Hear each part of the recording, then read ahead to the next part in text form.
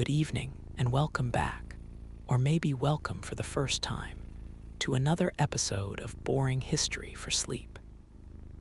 If you are curled up under a warm blanket, maybe enjoying the gentle hum of central heating, congratulations.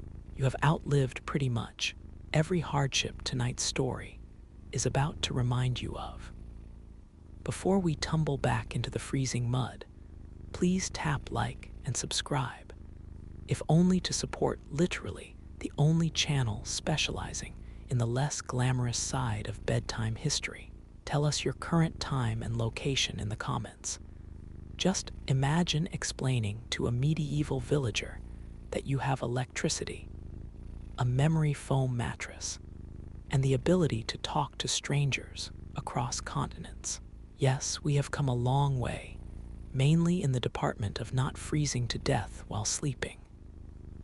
Grab your hot drink, fluff your pillow, and appreciate how absurdly good you have it. Let's ease into tonight's journey together, one shiver at a time. Here you are, medieval peasant for the evening, wading through a slushy, uneven path as the last bit of daylight gives up for the year. Sunset means the world turns colder, and your reward is the chance to step inside what passes for shelter, a timber-framed, mud-packed hut crouching somewhere between functional and fire hazard. The first thing you notice is the smell. It hits you fast, forcing its way into your nose, whether you want a tour or not. There is wood smoke, sure, billowing from a hearth too stubborn to draw properly. So half the smoke chooses to hang out indoors instead. Wrapped around that is a funk of damp straw, and whatever was tracked in on boots all week. Somewhere underneath, faint but determined, you find the scent of people. Unwashed. All of them, including you, whose last real bath happened so many weeks ago, you have lost count. Inside, space is mostly an idea. There is just one room, low ceiling, small enough that you only need to stretch out an arm to touch a wall. If you hope for privacy, your only cover is a blanket that is somehow both itchy and thin. Personal boundaries are as mythical as dragons. You are packed in with family, and if that is not enough faces, tonight there are chickens and a goat for company. At least someone will be warm. Unfortunately, it is usually not you. You scan the shadows and catch a glimpse of a familiar, unwelcome house guest, a rat slinking along the wall. It pauses, sizing you up with the kind of confidence only centuries of pest experience can bring. If you listen, you will hear them two little paws scuttering, sometimes even above you. That sound will not help you sleep, but it never really goes away. As your eyes adjust, you start to notice what is missing. There are no glowing thermostats, no hum of a fridge or buzz of a phone charging on a side table, not even a sturdy door. The draft comes through every crack, tugging at your ankles. You remember that thing called Wi-Fi, and it feels almost as far-fetched as magic. Your only source of heat is the fire, which gives off just enough warmth to taunt the tip of your nose, leaving your toes wondering if they have angered the gods of warmth somehow. It is evening, but your bed is not waiting with open arms, more like a lumpy pile of straw bags, sometimes fresh, sometimes only less disgusting than the floor. If you are lucky enough to have a wooden bench, enjoy the luxury. It does wonders for your back, mostly in the sense that it will remind you you have one. The hut groans as the cold thickens. You reach for a cup of something hot, only to find whatever passes for a drink is probably lukewarm and tastes vaguely of yesterday's dinner and someone else's hands. At least it is a break from biting your tongue, so you do not say anything about the temperature. Everyone is just as cold and tired as you are, and mutual suffering is the only thing shared more generously than the draft. As you settle in for the longest night, you prepare yourself. One night. That is all you have to survive. You pull your cloak tighter, try to claim a dry patch, and start to understand why history is not filled with stories of happy sleepers. The modern world might tuck you in with piped warmth and silent walls, but tonight you have the gentle sounds of livestock, family members pretending not to snore, and the ever-hopeful rat parade. Welcome to your new home. Try not to shiver too loudly. Now that you have squeezed into the hut, it is time to deal with your other protection from the cold, your so-called wardrobe. By modern standards, what you are about to put on would not even make the cut for a thrift store sale rack. You have wool, you have linen. Both have seen far better days, and it shows. Each layer comes embroidered with mysterious stains, crunchy bits of mud, and the lingering perfume of long-forgotten sweat. Let us start with your shirt. Imagine something like the world's limpest pillowcase, but itchier and just as shapeless. Your trousers, if you are fortunate, are made of thick, once dreary wool, now more curious shade than color, and tight in unexpected places. No zippers, no elastic waistband, nothing that gives you faith in basic comfort or privacy. If you are dreaming of fleece-lined anything, enjoy the fantasy. Next comes the tunic, likely your most prized garment. This is one place where dignity goes to die. A tunic means the same set of stains gets to greet the general public, day after day. If you have never felt the unique sensation of old wool rubbing against skin that has not seen soap in weeks, you are missing out. If there is an extra tunic, you wear both. There is no such thing as overdressed, not when the alternative is hypothermia. Socks, in the medieval sense, are more like suggestions than actual foot protection. If you are lucky enough to own two, do not expect them to match. Left foot might be swaddled in a holy remnant. Right foot might be wrapped in a strip of linen that started life as something with a much less glamorous job. Your toes develop a creative relationship with cold. They start to debate which one will go numb first. Undergarments are, let us say, minimal.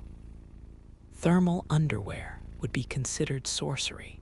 Instead, you layer whatever scraps have not been stolen by rodents or pressed into service as makeshift window plugs.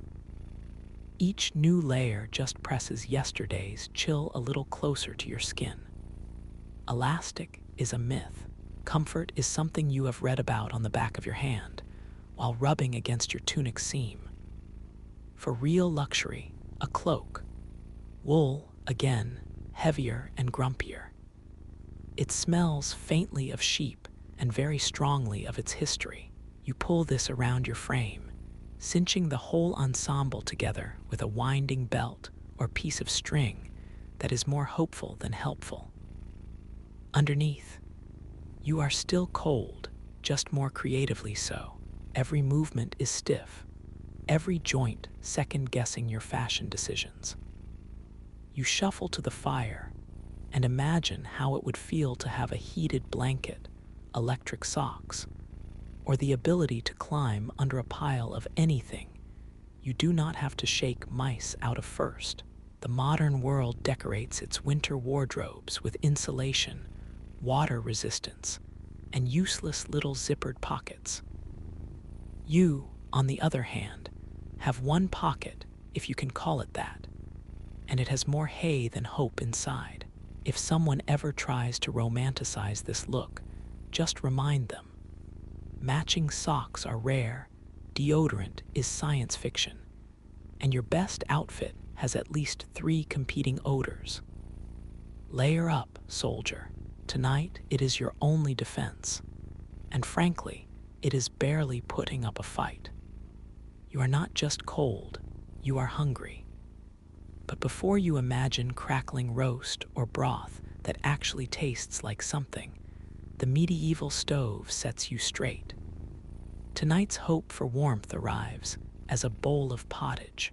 It is called dinner, but it sits somewhere between soup and surrender. You stare down into the steamy depths and discover a treasure chest of root vegetables, wilted greens, and mystery grains. The color is best described as earthy disappointment. The good news: it is hot, at least right after it leaves the pot. The bad news: it smells a bit like a garden left too long in the rain. If you dig your spoon in, you can pretend that each mouthful is a journey, carrot here, random weed there, an occasional lump that might once have been a pea. Salt is for the rich. Spice is a rumor. You chew, swallow, and wonder if this is what it means to eat out of necessity. On the side, you have a chunk of bread so dense it is possibly evolving into a building material. It is uneven, chewy, and has a crust that laughs in the face of your back teeth. Still, tearing at it is a highlight, mainly because it gets your jaw working and distracts you from the pottage. If it is cold, that is normal. If it is dry, that just marks the passage of time. You watch the rest of the hut, everyone sharing from the same pot, each portion calculated with the precision of a mathematician. Second helpings are uncommon.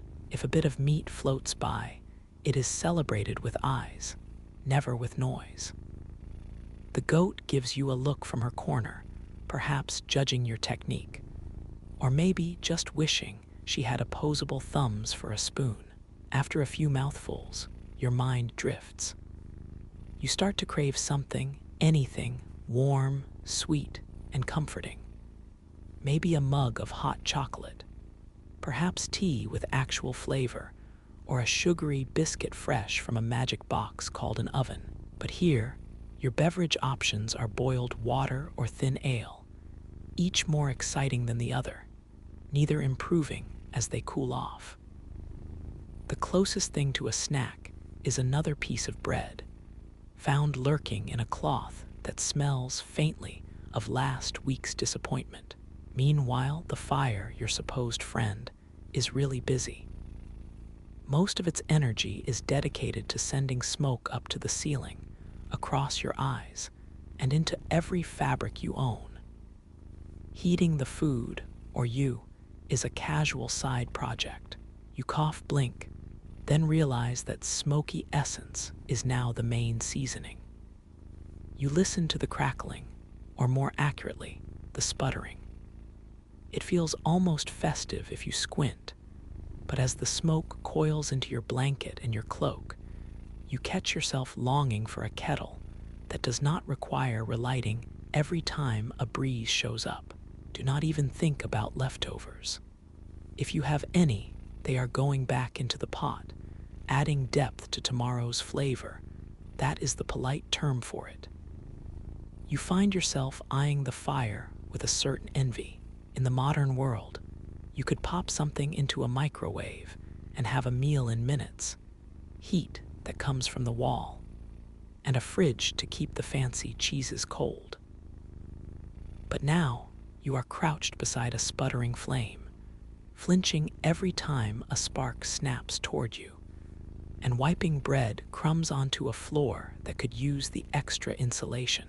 By the end of the meal, your hands are only slightly less cold, your stomach is full in a technical sense, and your taste buds are still waiting for something worth remembering. You consider asking for dessert, but everyone just laughs or coughs, which is about as close as you get to laughter here. This is what passes for warming up from the inside. If you are still hungry, there is always hope for tomorrow. And if you miss snacks or actual flavor, just chalk it up as another medieval lesson in not getting your hopes up during winter. Now comes bedtime, if the word still means much. In this hut, Sleep is not a solitary affair, unless you are fortunate enough to be sent outside to the outhouse, which sometimes feels like a spa retreat by comparison. Tonight, your personal sleep sanctuary is the human and animal equivalent of a bargain bin group package. You wind up squeezing in between family members, all of whom seem to have figured out how to generate body heat except for you. Parents on one side, siblings on the other. If you are young, you might be lucky enough to curl between your aunt and a younger cousin, sandwiched into a straw mattress that still dreams of being a haystack. Everyone is trying, and largely failing, not to elbow anyone in the ribs. Complaints about cold feet echo through the room, but the universal rule here is, find warmth wherever you can, even if it means appropriating most of someone else's cloak. But family is only part of your sleep ecosystem. Livestock are welcome guests. A soft rustling tells you the chickens have found their own spot, tucking under benches, or even clambering on top of straw bundles. One daring hen might roost quietly on your feet. Her version of kindness is actually her way of claiming the warmest spot in the hut. The goat, whose presence guarantees at least one unplanned midnight wake-up, shifts with a sigh that sounds suspiciously judgmental and far more comfortable than you will ever be. Closer to your ear than you would like, a sheep might cough or shuffle. It is a bedtime lullaby if your idea of music is barnyard FM. Solitude here is mythical. Every square of straw is claimed. Privacy does not exist. The closest you come is pulling your cloak over your head, which briefly mutes the snoring, a wonderful display of the whole family's surprisingly strong lungs. Synchronized turning and shifting keeps the noise fresh. Your uncle grinds his teeth, a cousin kicks in their sleep. There is always a child who manages to claim the only soft spot on the entire bed. Modern pillow commercials promise you rest and space, one blissful sleeper gently cradling a memory foam cloud, sunlight streaming through quiet windows.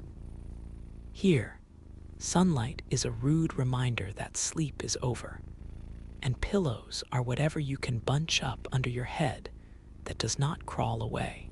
Your perfect alignment is determined entirely by whether you are lying on the least lumpy bit of bedding.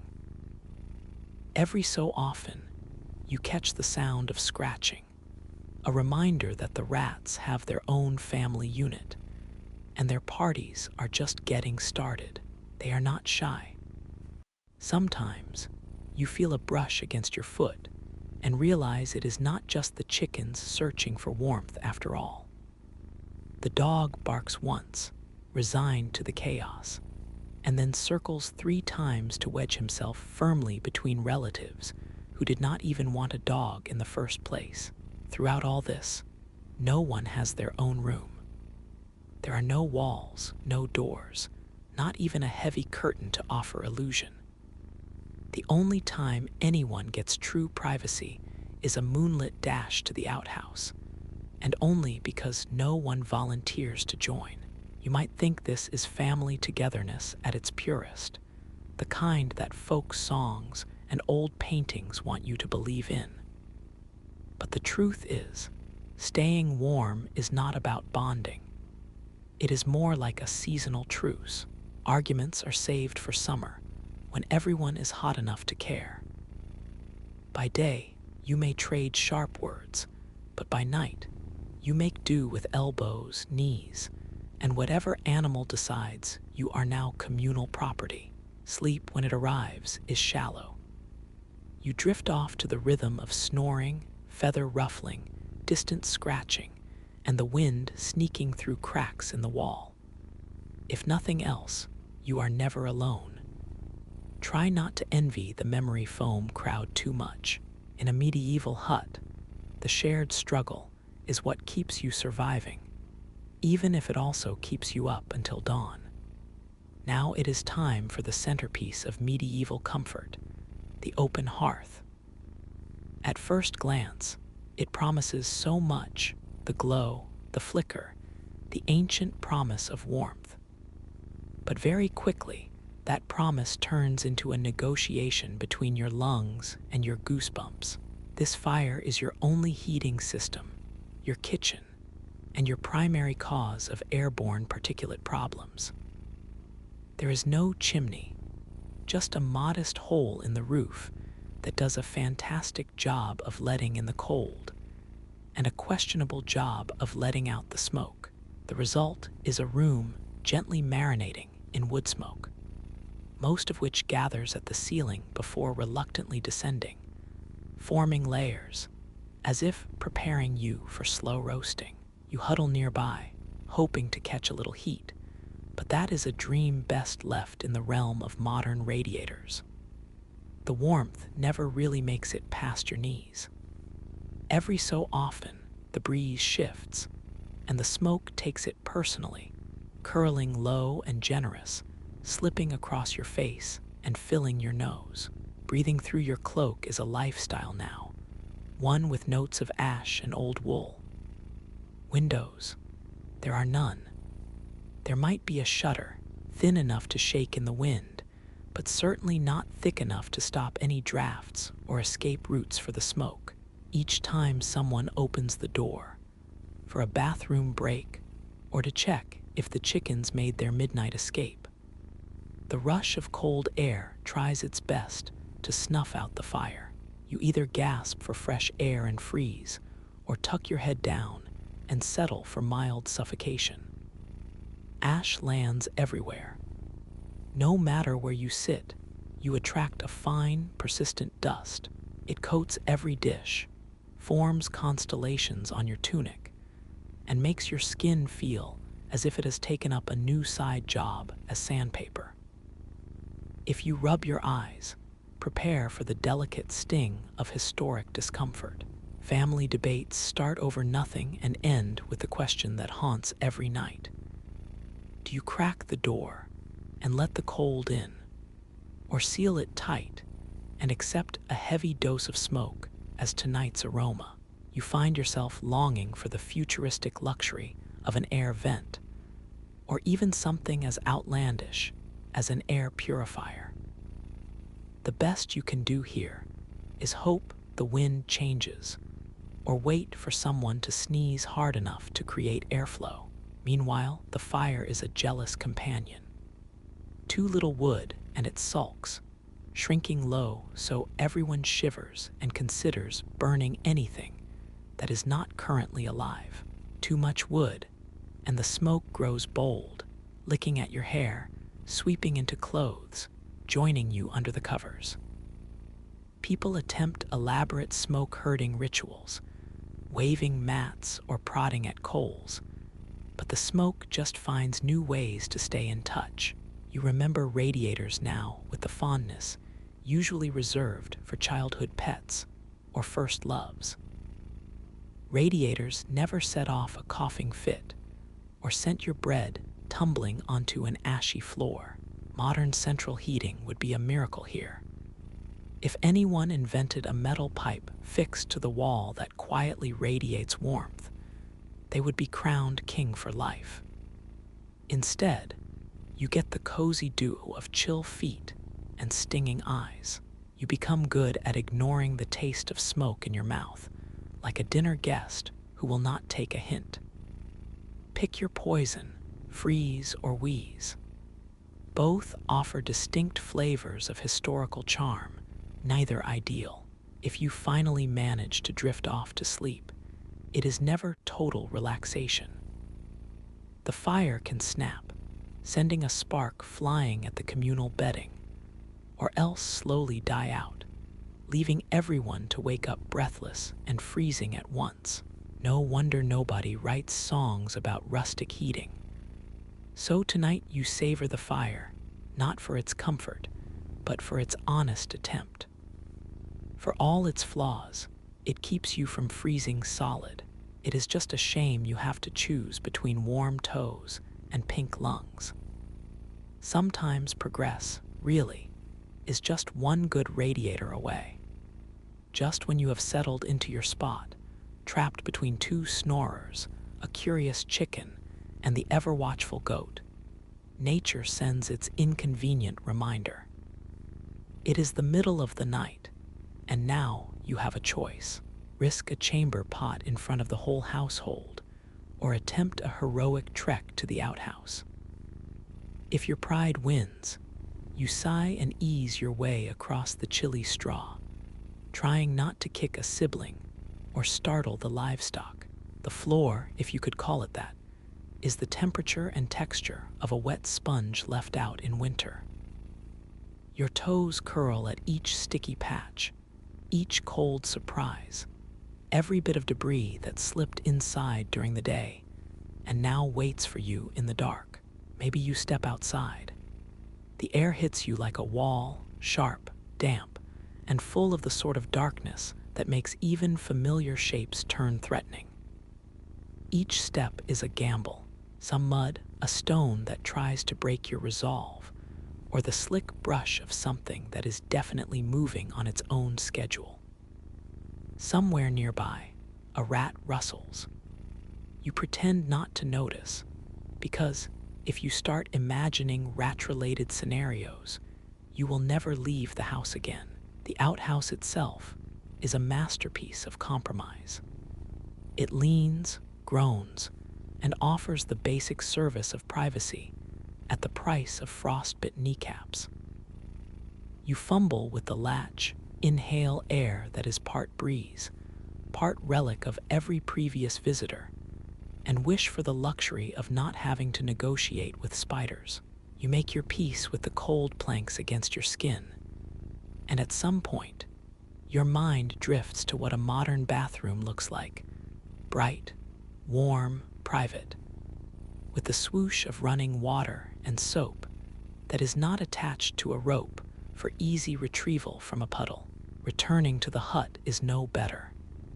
You navigate your way back, each step betraying your body heat to the night.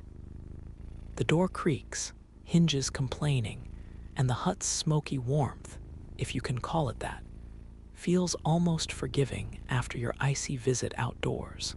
Someone might grumble in their sleep. Nobody is truly awake enough to pass judgment. If you chose the chamber pot route, congratulations.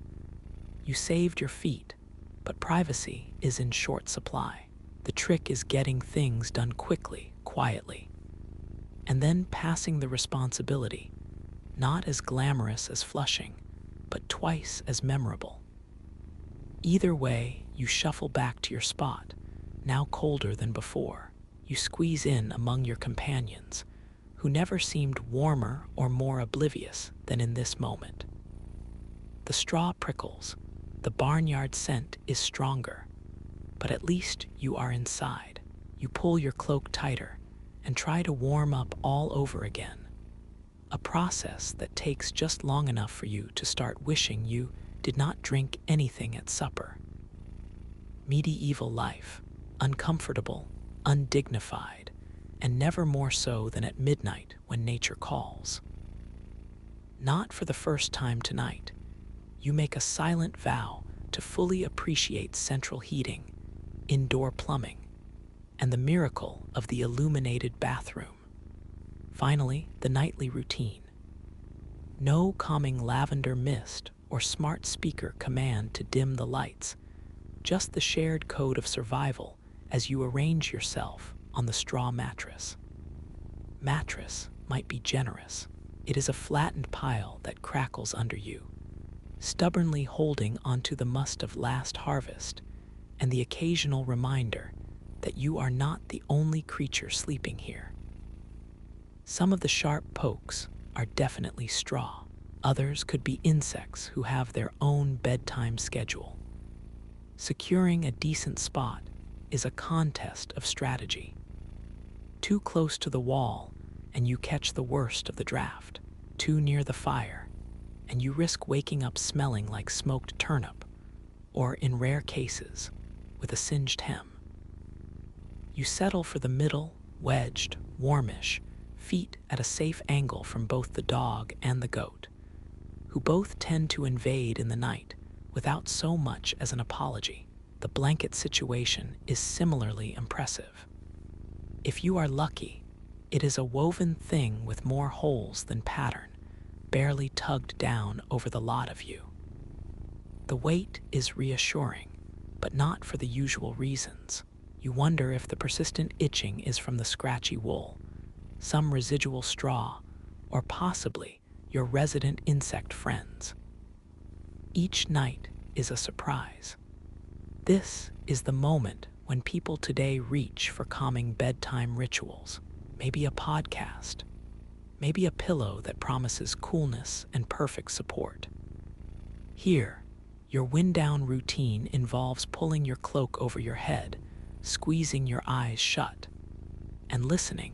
There is always something to hear, an argument between the wind and the shutters, the stuttered complaints of a restless sheep, someone, probably an uncle, shifting and groaning. Your own stomach, still quietly dissatisfied with dinner, joins the chorus. You might attempt a quick prayer, not for spiritual guidance, mostly for socks or an extra layer, or maybe for spring to come early. Sleep hygiene takes on a new flavor. No scented linen sprays here. You just hope to get through the night with all your toes attached and minimal rodent encounters. Drifting off, there is no white noise machine, just the real thing. A cacophony of animal breath, wind that refuses to hush, and sometimes the light scratch of a rat making business arrangements in the shadows. There is plenty of togetherness, but nobody is talking about it. The unspoken hope is that everyone can keep still long enough to let exhaustion do its slow work. Meanwhile, you lie there, half awake, fantasizing about memory foam, about mattresses that support your back, instead of contouring to the nearest root.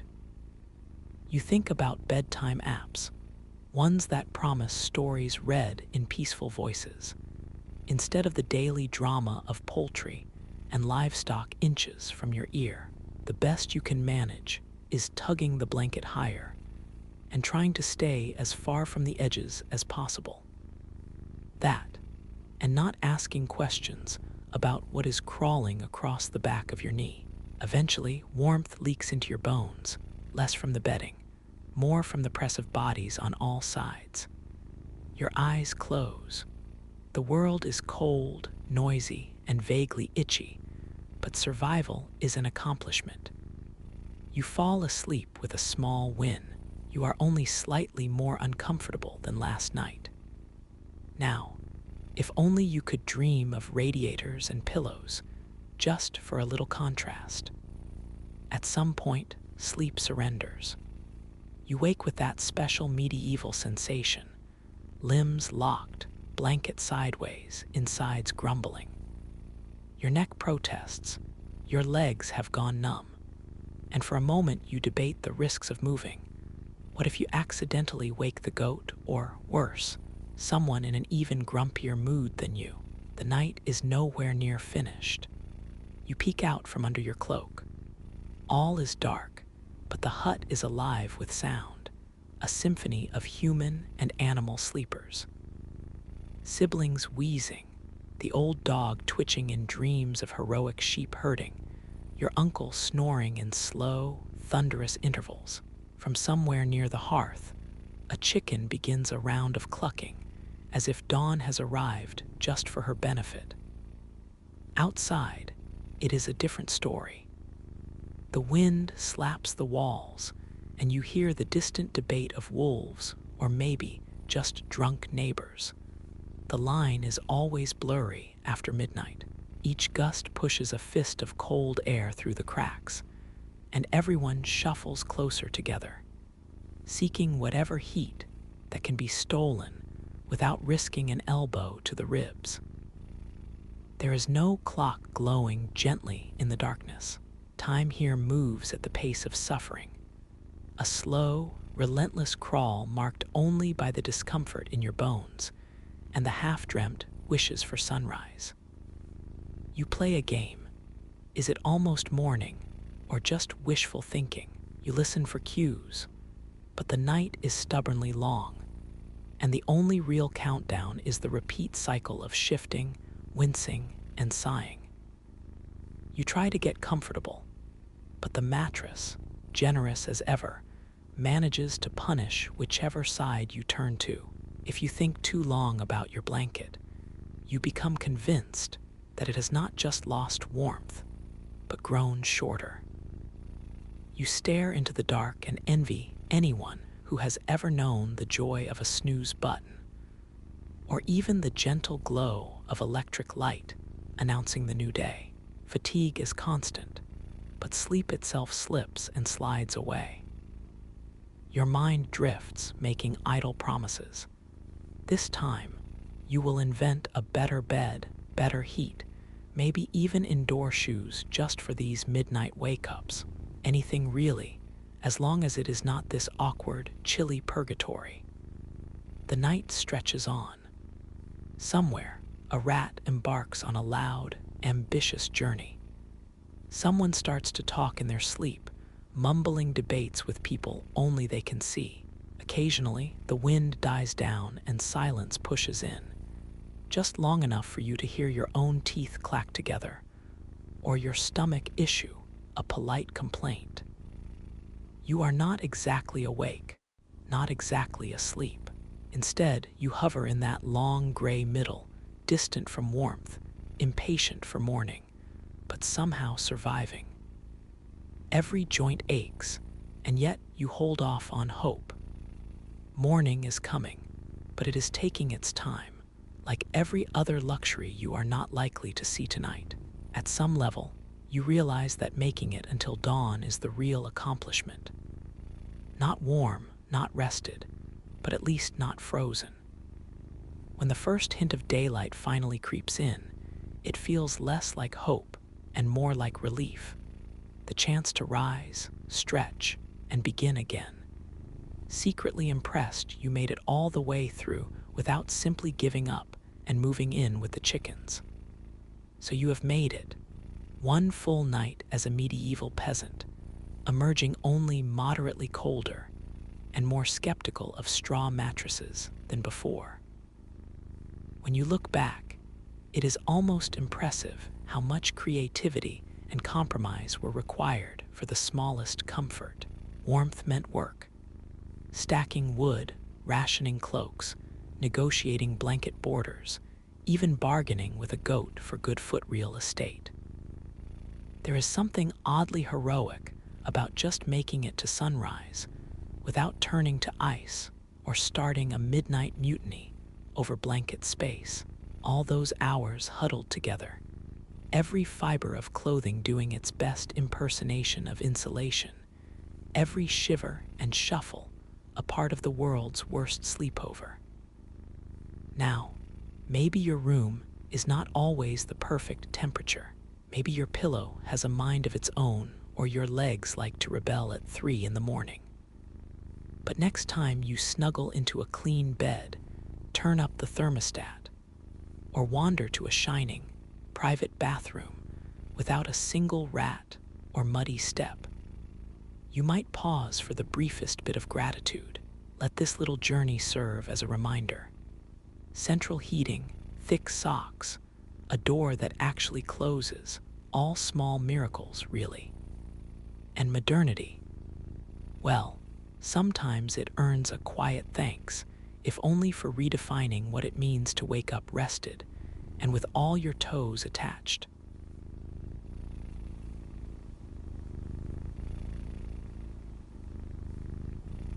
Silent before dawn, the highland air breathed cool and uncertain beneath the shroud of mist.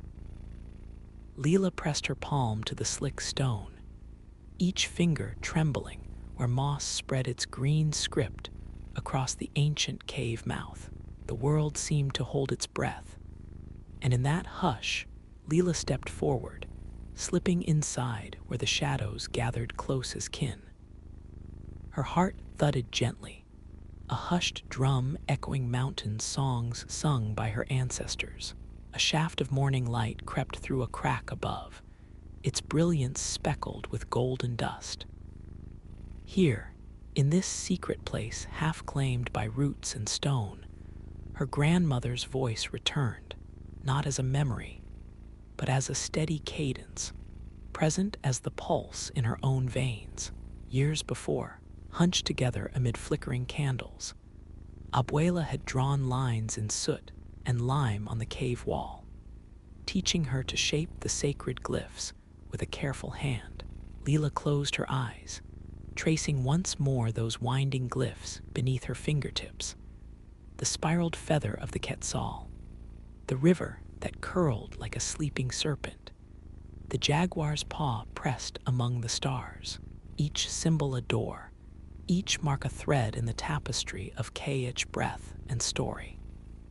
She remembered the patient rhythm of her grandmother's words. To remember is to keep the world alive, mi siye chun, even as mountains change their shape. And yet the world outside these stones was shifting too fast. With the coming of the Spanish and Comanderos, nothing was certain. Leela had seen them, men with pale faces and hungry eyes, their tongues sharp as obsidian blades, bent on tearing down what they could not read. Already, the old men of the council muttered fear that all would be lost.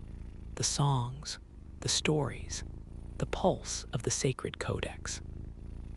There were rumors of fires, of precious manuscripts hunted and torn apart under the white sun, leaves scattered like broken wings.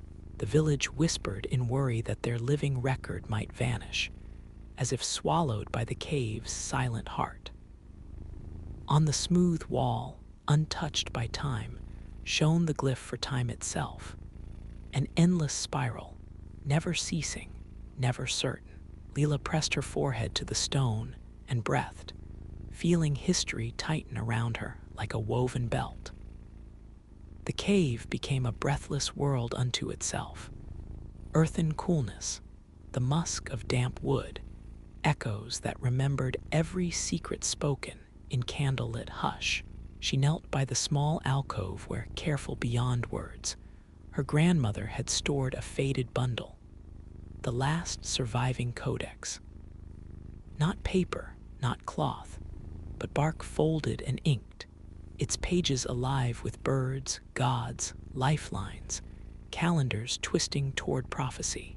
Leela gingerly lifted its weight, lighter than her fear, heavier than memory itself. Leaf by leaf, she glimpsed her people's origin. The sun coaxed from darkness, maize coaxed from earth, grief coaxed into song. Every image pulsed, speaking not only of the past, but of tomorrow's peril. Footsteps above, a scatter of pebbles, the anxious hush of childhood. Leela froze, heart thrumming. Among the elders and children both, vigilance had become instinct. The cave cloaked her, but the world outside would not respect her hiding. For the first time, she realized, the codex was no longer just a record. It was a promise, a thread refusing to snap. Already, the voices of conquerors were pressing upon the mountainside. Soon, they could reach even this sanctum. Anger sparked beneath her ribs, brightening the stillness. She would not, could not, let the ink fade. To forget would be to die, not just herself, but the woven chain connecting her ancestors to those not yet born. She thought of the Quetzal, sacred bird of freedom, whose feathers flashed once in every page.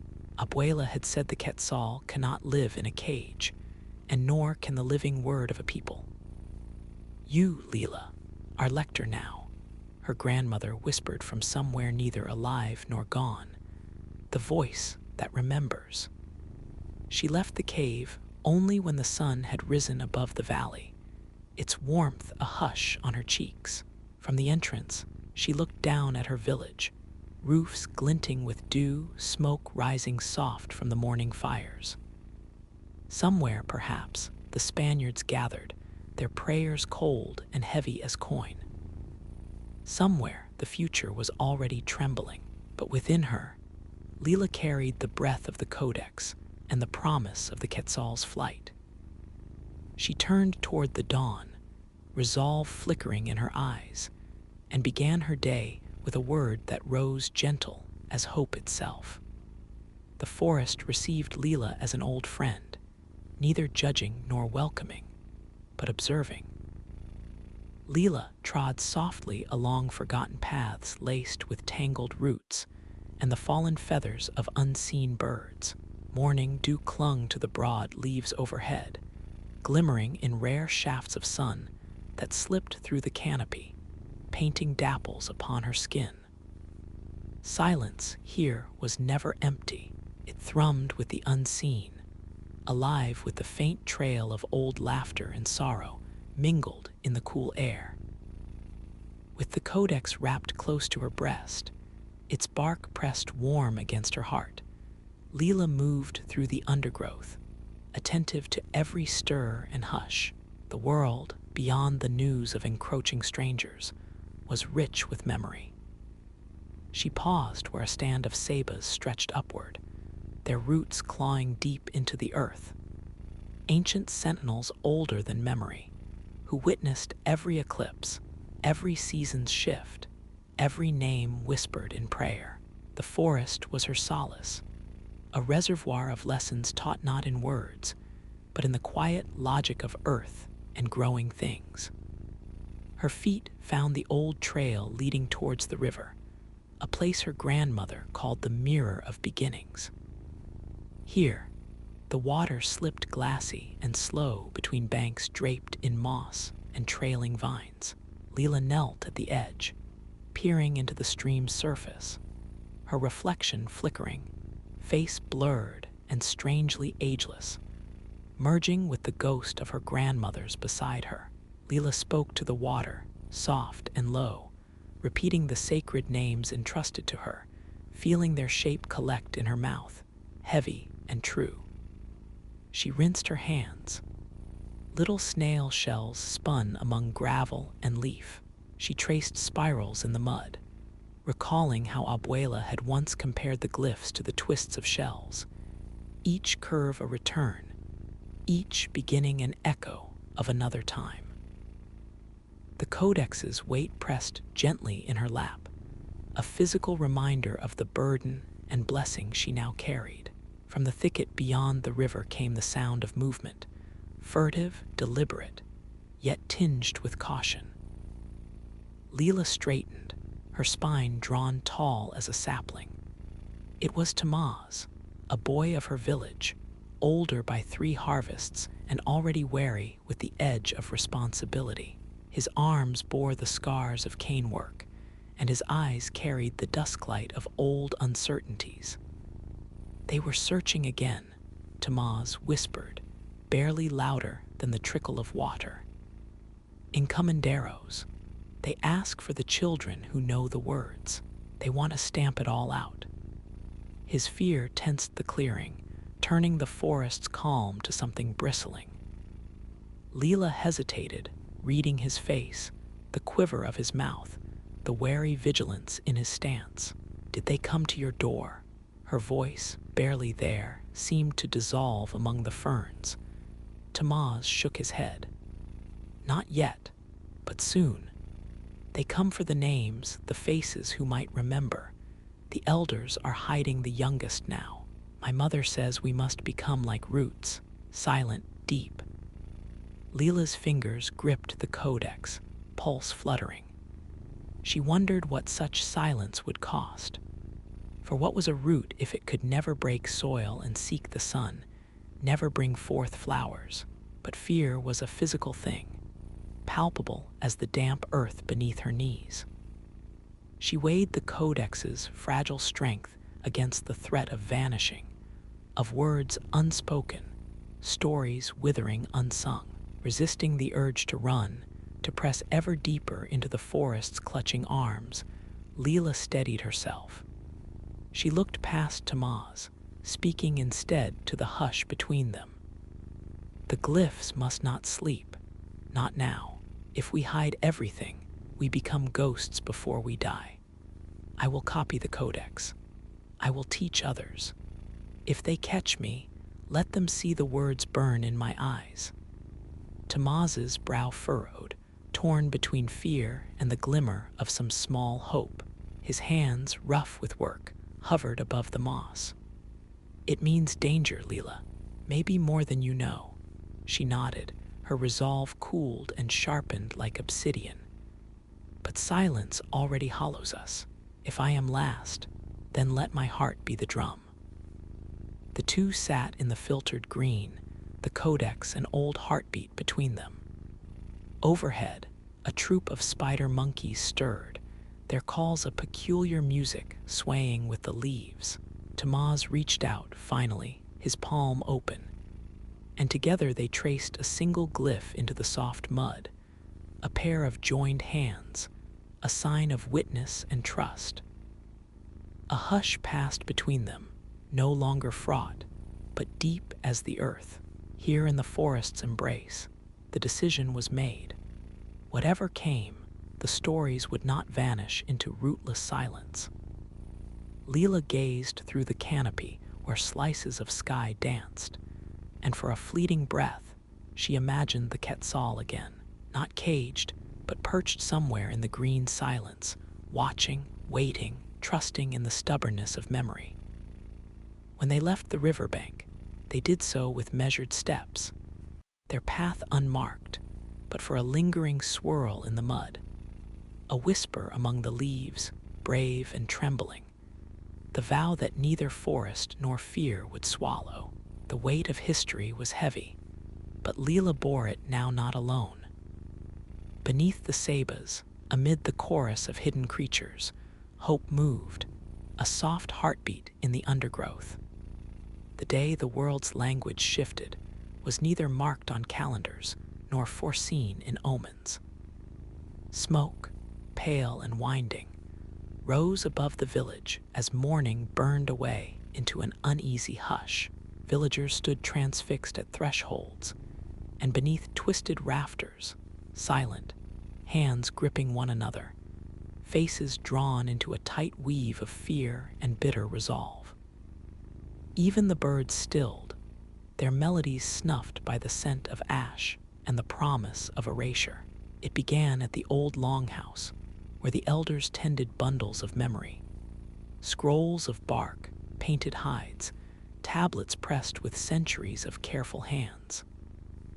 The Spanish encomenderos arrived, not as thunder, but as a steady tide, their boots flattening grass, their prayers echoing strange and sharp.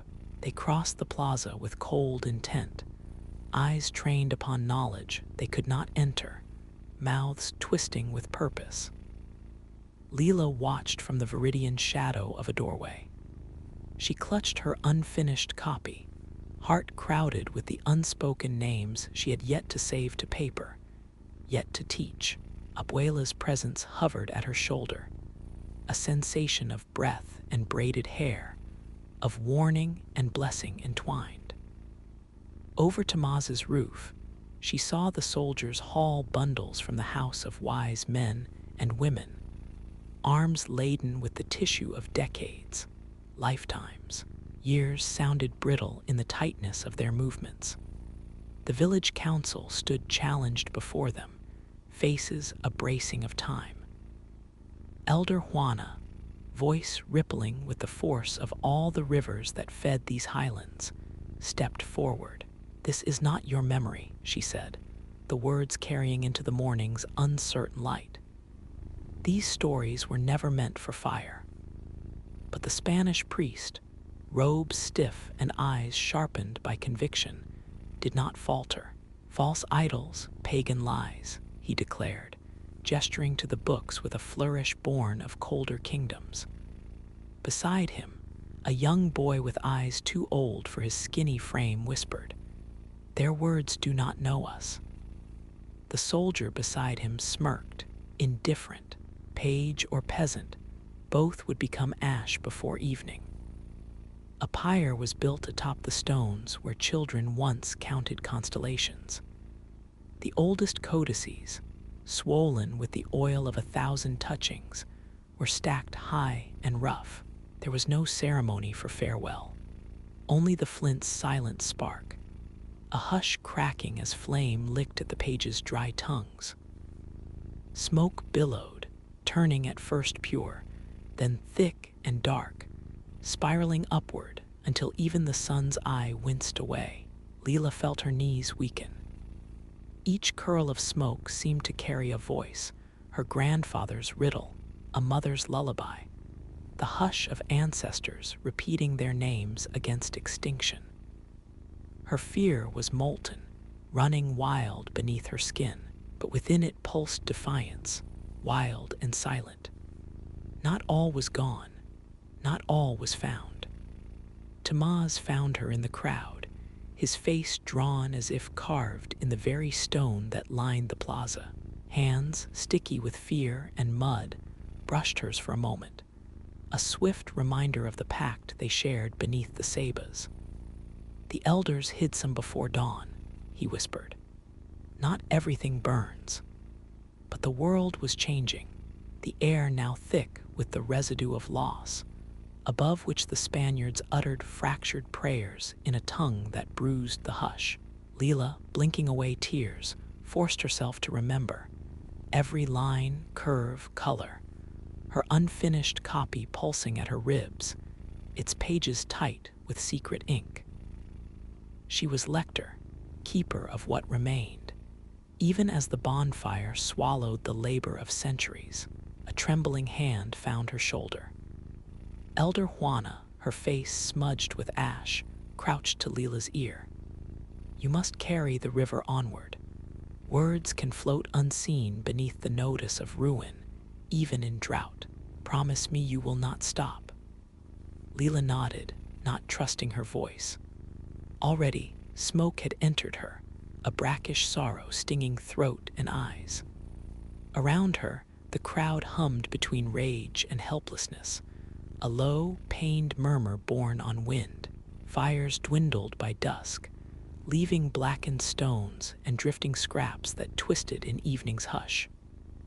The books, song, calendar, prayer, map, were gone, and with them the echo of many lives. Yet something unyielding survived in the set of Leela's shoulders as she retreated to the shadowed lanes. She would not let those ashes mark the end, but rather the deep beginning of a hidden task. That night, as moonlight painted the ruins and the stars shivered with longing, Leela carefully unwrapped her precious leaves. She copied new glyphs by candle stub, fingers steady despite her trembling. Outside, the air still trembled with threat and grief. Inside, a different fire burned, one that neither sword nor sermon could reach. After the burning, a strange hush descended, neither grief nor resignation, but a hush laden with memory's sharp edge. Evenings lengthened, dusk pouring through the ruins of the longhouse and across the stone plaza where ashes still clung in the cracks. On roofs and low walls, red-breasted robins hopped among the charred remains, seeking lost seeds, unwitting heirs to a vanished garden.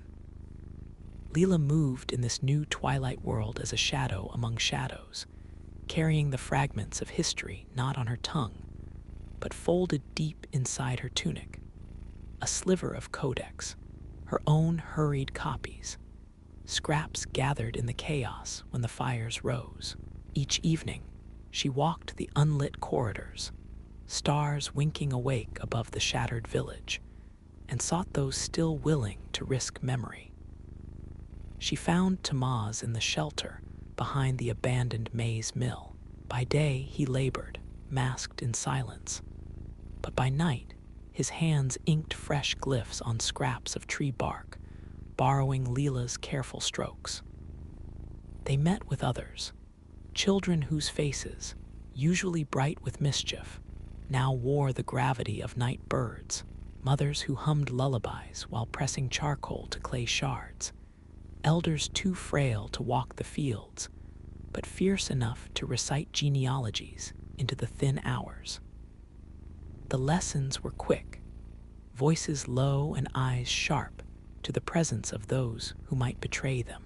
Into the echo of the old songs, Leela let slip new words, sometimes disguising glyphs within woven patterns or ordinary market signs.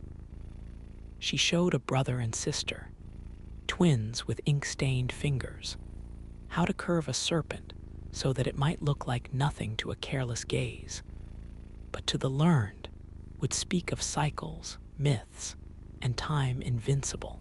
Fear roamed with them, a restless guest. News drifted in from distant villages, of other fires, of other lectors dragged before altars and made to renounce the living word. The threat slithered everywhere, an abrupt hush in the market, a glint of suspicion in the eyes of someone returned from the new chapel, the shadow of a helmeted stranger after dark. Yet, though the villagers bowed lower and hid their names, seeds of resistance germinated in this careful darkness. Among these nights, Leela's dreams grew fierce. One evening, as she slid between waking and sleep, she found herself beneath the ancient Saba once more. The air was thick with the scent of wild mint. On a high branch, a quetzal perched in impossible splendor, emerald and scarlet, its gaze intelligent and piercing. As she reached for it, the bird dropped a single feather, which fluttered down and landed in her palm, warm as breath. When she awoke, she found a solitary green plume beside her bed, caught between the woven straw and her hand, perhaps left by a bird, perhaps by a dream too powerful to be kept at bay. Bearing the feather as talisman, Leela felt the shadows at her back lighten, the weight of her choices balanced by new conviction.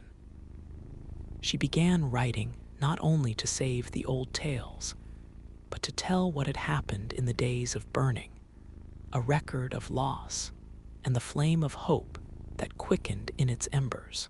For each page the fire had consumed, she pressed two into new form.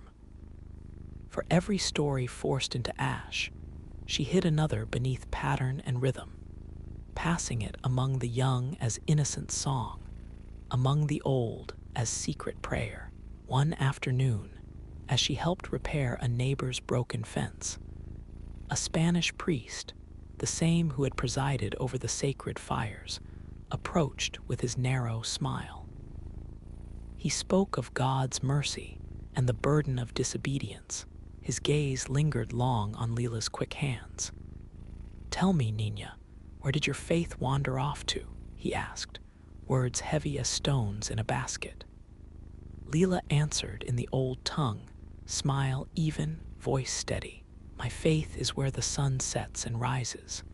It lives in what my grandmother taught me, the way a bird returns each spring." He frowned, the mask slipping for a moment, but Leela turned away, heart thundering but unyielding as the Saba. Later, Tamaz pressed her arm, whispering, "Some have seen your feather. They say it is a sign, a vow that the old voices still live. Even the youngest now wait for your stories."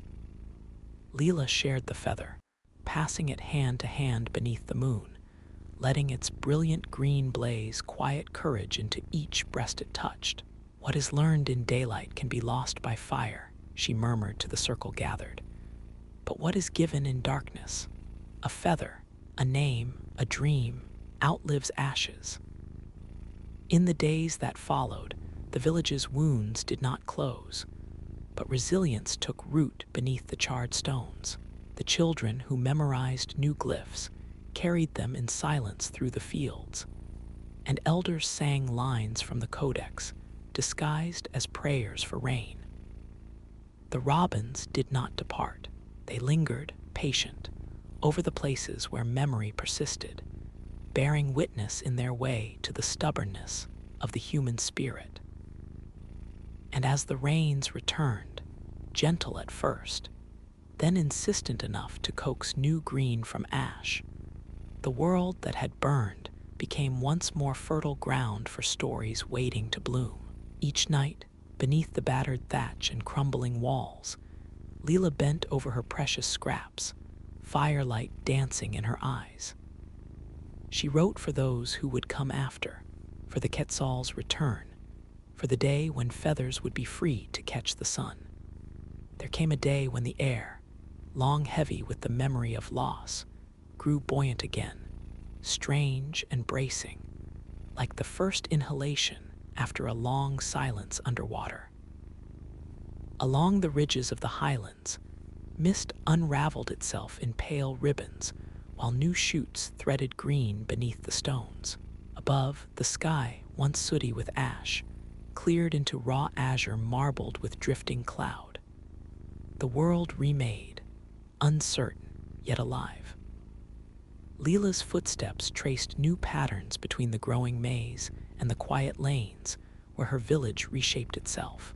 In her pouch, the feather remained, no longer solely a relic of hope, but a companion, softened and worn by passing hands. Each week, the circle of learning expanded. Children pressed around her beneath the restored eaves of the maize mill. Mothers, and a handful of men whose caution now mingled with curiosity. The codex they read from was a patchwork. Some sheets bark dark and ancient, some stitched from recollection, some smudged by hurried ink, all woven together by a voice that matured in the sharing. The lectures became rituals. Leela would begin simply, letting the glyphs emerge from shadow in her palm: serpents, maze, rain, thunder, time. Each spoken with the care one reserves for guiding a newborn's hand through the air. She whispered origins, invited the listeners to echo the words, to taste on their tongues what had nearly been banished. Sometimes she saw Tamaz at the edge of the circle, face alight, sometimes not. His labor had drawn him upriver to a newly founded encampment. Yet the glyphs followed him, stitched into the belts he wove or scratched on pottery traded in secret. It was not just children who learned. The old men returned with riddles of stars, the women with seasonal lore and midwifery chants almost lost. Each story returned was a thread tied to the next, binding a tapestry larger than any one voice. Leela's role as lector deepened, from silent witness to conductor of patterns, safeguarding both the brittle threads from before and the loose ends yet to be spun by her generation. At times, the burden pressed sharp, but never as bitter as the fear that had shadowed her earliest steps. One dusk, as the chorus of frogs shaped the air, Leela climbed beyond the fields to the highest rise, the codex and feather in hand. Here the wind moved unhindered, a wide expanse, with the stars poised to emerge and the western sky painted with fire. She sat in the quiet and reflected. The persistence of sound after echo, the slow return of laughter from the corners of the village, the ache of those gone sown always to memory's edge. She sensed without doubt that some losses were permanent, some trees would not regrow, some stories had flared and vanished. But for every silence, there was now a counterweight, the living syllables, the bold tracing of glyphs under torchlight, the scent of tomorrow's rain in the cold air. Drawing close the codex, she thought of Abuela, her laughter bright, her warnings tender. She remembered her grandmother's hands guiding hers over cave walls, the trust she had placed in a child to remember when others could not, to speak when others feared. Leela pressed the Quetzal feather to the page, then to her own brow, a blessing and a vow. The sky is always reading, her grandmother's voice seemed to murmur, so long as even one eye looks upward. In the years that followed, the Codex became something different, a living river, continually fed by memory and adaptation. Pages replaced or rewritten, old lines met with new. Disguised in market songs and the angled weaving of belts, hidden in greetings and dusk's prayer, the wisdom outlived its forbidden name. The Spanish lords lost interest, decades passed, and the world turned gently, inexorably, until no single hand held memory. But thousands kept it, diffuse as starlight, sometimes in the hats of travelers or the odd gesture of a trader's hand. Leela caught the sign, the invisible glyph for remembering, a tilt of the wrist, a word shaped carefully at parting. She knew their chain would stretch and narrow, twist and dazzle, but to live was to weave, to rebuild, to leave some mark. On an evening hazy with cicada voices, Leela sat once more at the rise, now an elder herself. The codex rested in her lap, frayed, stained with generations, but bursting with the colors of ages. Children pressed in, eyes wide for the legend of the Quetzal and the meaning of thunder. As twilight gave way to starlight, Leela recited once more, her voice supple and calm, carrying through the hush and across the fields. The legacy, lifted toward the heavens, was now everywhere, floating not as fragile script or brittle memory, but as a melody inscribed forever in the boundless, forgiving sky.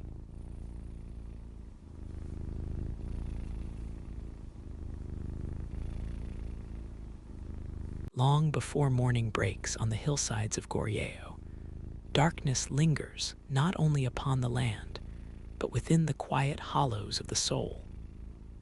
So it is with Jai Hai, who wakes before the cock's call, as if darkness itself is her only familiar companion in the royal city of Gijeong, where the palace walls drink the first uncertain mists.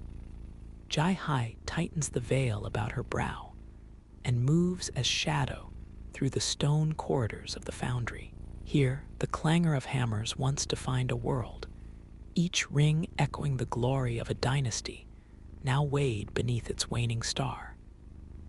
3 seasons have passed since death claimed her husband, Sion Ho, first blacksmith of the king's forge. His memory remains, resting in the iron filings in the grain of her skin, and the ache that pulses each time she steadies a tongs or feels the furnace's heat on her face. Since his passing, the workshop has thinned, a ghostly echo of the bustle it was. Too many smiths conscripted for war, too many more vanished into famine's jaws or the silent dread of change. These days, only a handful remain, graying men who watch Jai Hai from behind their worry, their pride too brittle for words. The world about them trembles on the edge of turmoil. The end of Goryeo draws near, whispered in the courtyards and scrawled, trembling, into the ledgers by candlelight. To the east, the banners of the upstart Yiseong Jai, founder to be of Joseon, flicker like a warning in the imagination of the foundry's dwindling ranks. There is comfort only in the rituals of labor, preparing the charcoal, inspecting the bloom of each new ingot, and the secret satisfaction of drawing a blade that shines with faultless edge. Yet the future looms, undefined and menacing, pressed out of iron by unseen hands. Jai Hai endures this all with the numb humility of the newly bereft. She bows before her elders, listens to their mutterings of old customs soon to be swept away. But when night falls, and she is alone amongst the cooling anvils, her grief manifests not in tears, but in a slow, deliberate exhalation. She lays out Sion Ho's battered tools one by one, as if summoning his spirit through the order of them. In these moments, she is apprentice no longer, but something transformed, a custodian of vanished skill. It is on such a night, heavy with humidity and the sharp scent of burning pine, that she notices a gouged wooden case high above the racks. It is a relic, warped with age, marked by nicks from a heavier, vanished hand. Her heart, alert for any distraction from sorrow, prompts her upward. She draws the box down, discovering its weight is oddly lopsided, as if guarding a secret. Within, wrapped in silk yellowed to the hue of forgotten parchment, she uncovers a parchment scroll. Unrolled, the texture feels fragile as mothwing, yet the lines plotted upon it are precise, guided by a sure hand lost to history, schematics intricate and beautiful. Even beneath the veils of grief, recognition stirs. This is the blueprint of Jiang Guan's sword, legendary blade of the border wars. Flame-shaped, its guard like the wings of the phoenix, crafted not for mere killing, but to embody victory and survival. For decades, stories of this sword have lived in the breathless awe of apprentices, but vanished from living skill. That it should resurface now feels like a summons or an omen. Jai Hai's hands hover above the drawings, tremulous with a longing that is not only for her husband, but for everything under threat, craft, history, all that names one generation to the next. She feels the contours of responsibility folding into resolve. Perhaps the shape of healing lies here, within the act of reviving what was lost. The foundry, fading with the twilight of Goryeo, waits on the threshold of disappearance. But as Jai Hai's eyes trace the blueprints, the pulse within her steadies, carrying with it the hot certainty of a new dawn to be forged, not merely awaited. By the soft pallor of winter dawn, Jai Hai moves between stations in the foundry, with the scroll pressed tight beneath her robes, its secret warmth a steady pressure at her side. It is a new day, yet history's shadows run long and cold across the stone floor, cast not by the sun, but by memory. The echo of laughter from vanished companions, the scuffed outlines on benches where their forms once bent in concentration, the broad chambers, once alive with molten rivers and hammers laughing against steel, linger now in uneasy silence, punctuated only by the occasional murmur of her fellow laborers or the shuddering breath of the bellows. They are men forged by routine and loss, proud yet weary. To them, Jai Hai is both kin and something other, a living reminder of resilience and of all that the night might take. When her eyes meet those of Ming, oldest among them, she finds neither approval nor reproach, but the patient, depthless stare of someone who has buried too many old worlds already. These men speak little, yet every gesture implies a history. The way Ming sharpens his chisel, or how Youngi, limping from a campaign wound, tugs at his apron strings before offering her a flask of barley tea. Beneath civility runs a current of uncertainty, as pervasive as the soot that clings to every rafter. Jai Hai withdraws further, seeking the embrace of the lesser-used storeroom where disused molds and rust-blossomed tools rest in their own kind of hibernation. Here, half forgotten across a workbench, she finds a box of trinkets, hairpins, belt plaques, a cracked tortoiseshell comb, all remnants of those who once trusted the permanence of dynasties.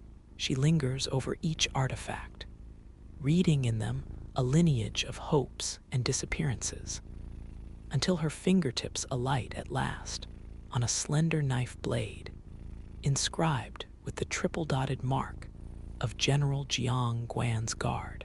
That symbol, mirrored in the blueprint folded beneath her robe, speaks to her with the hush of half-remembered legend. The boundary between fame and oblivion can be as delicate as a line cut in steel.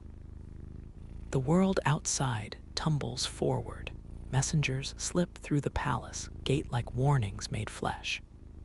Each scroll they deliver seems to press news of Goryeo, diminishing days more tightly down upon the city.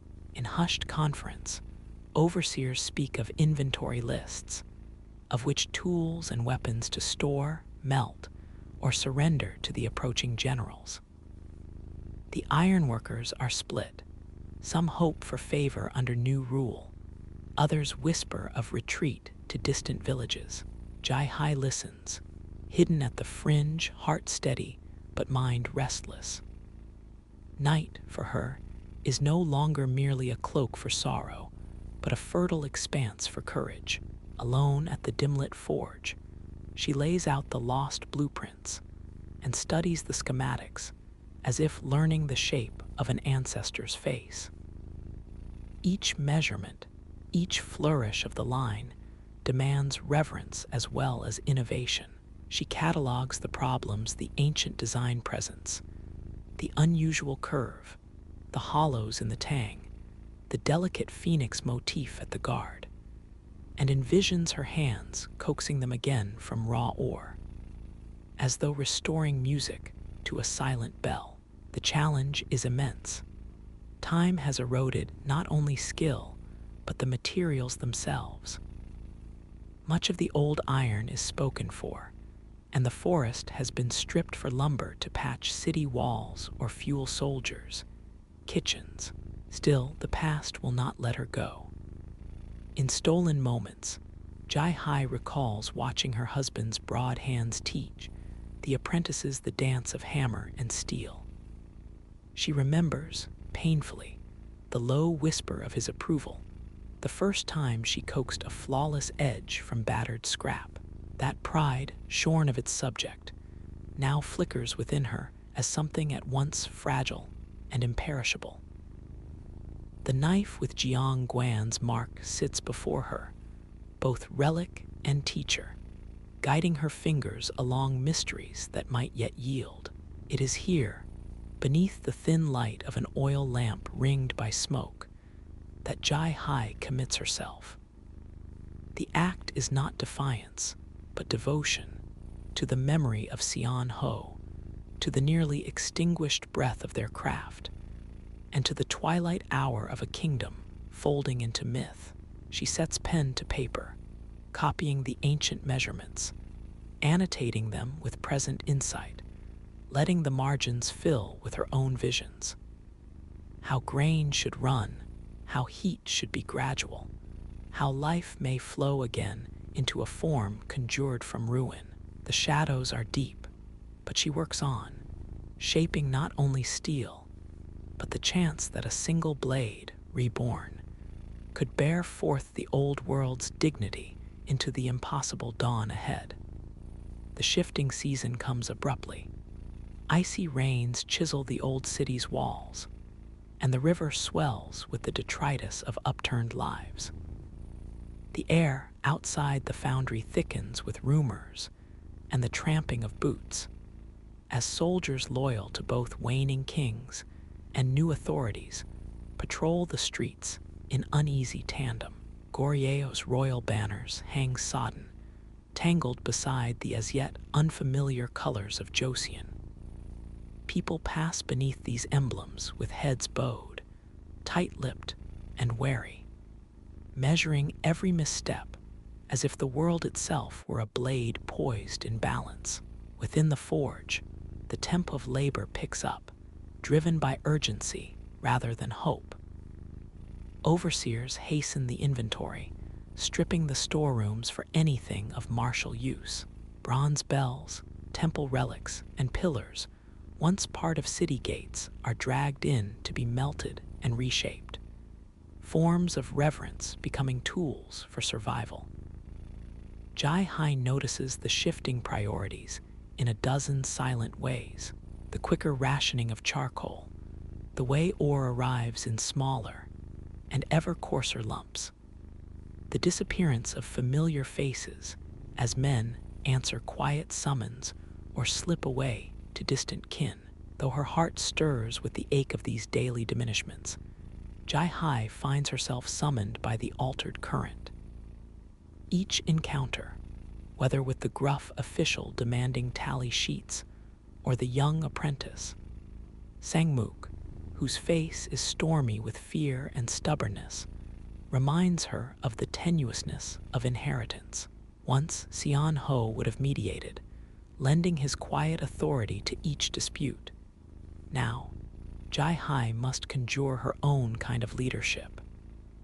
Her hands, once hesitant, claim a new assuredness as she parses the blueprints, as if hardship itself bestows clarity of motion.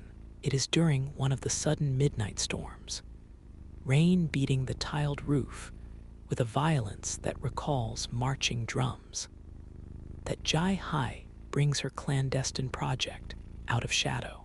She has managed by barter and discreet requests to gather the last precious scraps of high-grade iron, hidden among defective ingots. Selecting the ancient knife's fragment as her talisman, she lights the forge anew. The workshop around her seems both sanctuary and crucible, luminous with flickering coals, alive with hushed purpose. Her breath patterns itself to the rhythm of the bellows, recalling not only her husband's guiding presence, but a deeper, more ancestral pulse, the song of iron waking, the promise of transformation willing itself through fire. As the blade takes shape, mottled and unsure at first, Jai-Hai draws Sangmook into her confidence. She remembers his anxious humility when first entrusted with tongs or whetstones. Now, seeing his hands steady despite exhaustion, she recognizes in him the same hunger that drove her out of widowhood's paralysis. Under her gaze, he inquires tentatively about the sketches and the legend of General Jiang Guan, listening without cynicism to her certainty that some legacies must outlast regimes. Together, they labor as the storm batters their silence, searching for a shared mastery that exists somewhere between caution and audacity. Elsewhere, the city churns. Cries echo from crowded alleyways where citizens barter prized possessions for safer passage or sanctuary. The palatial gardens wilt, and the scent of pine smoke lingers, a constant reminder of both siege and homecoming. Courtiers slink from one allegiance to another, their faces studied and expressionless, yet their eyes tight with calculation. By day, the royal foundry's gates are scrutinized more closely, and Jai-Hai sharpens the habit of secrecy, clutching her growing resolve as others might a hidden blade.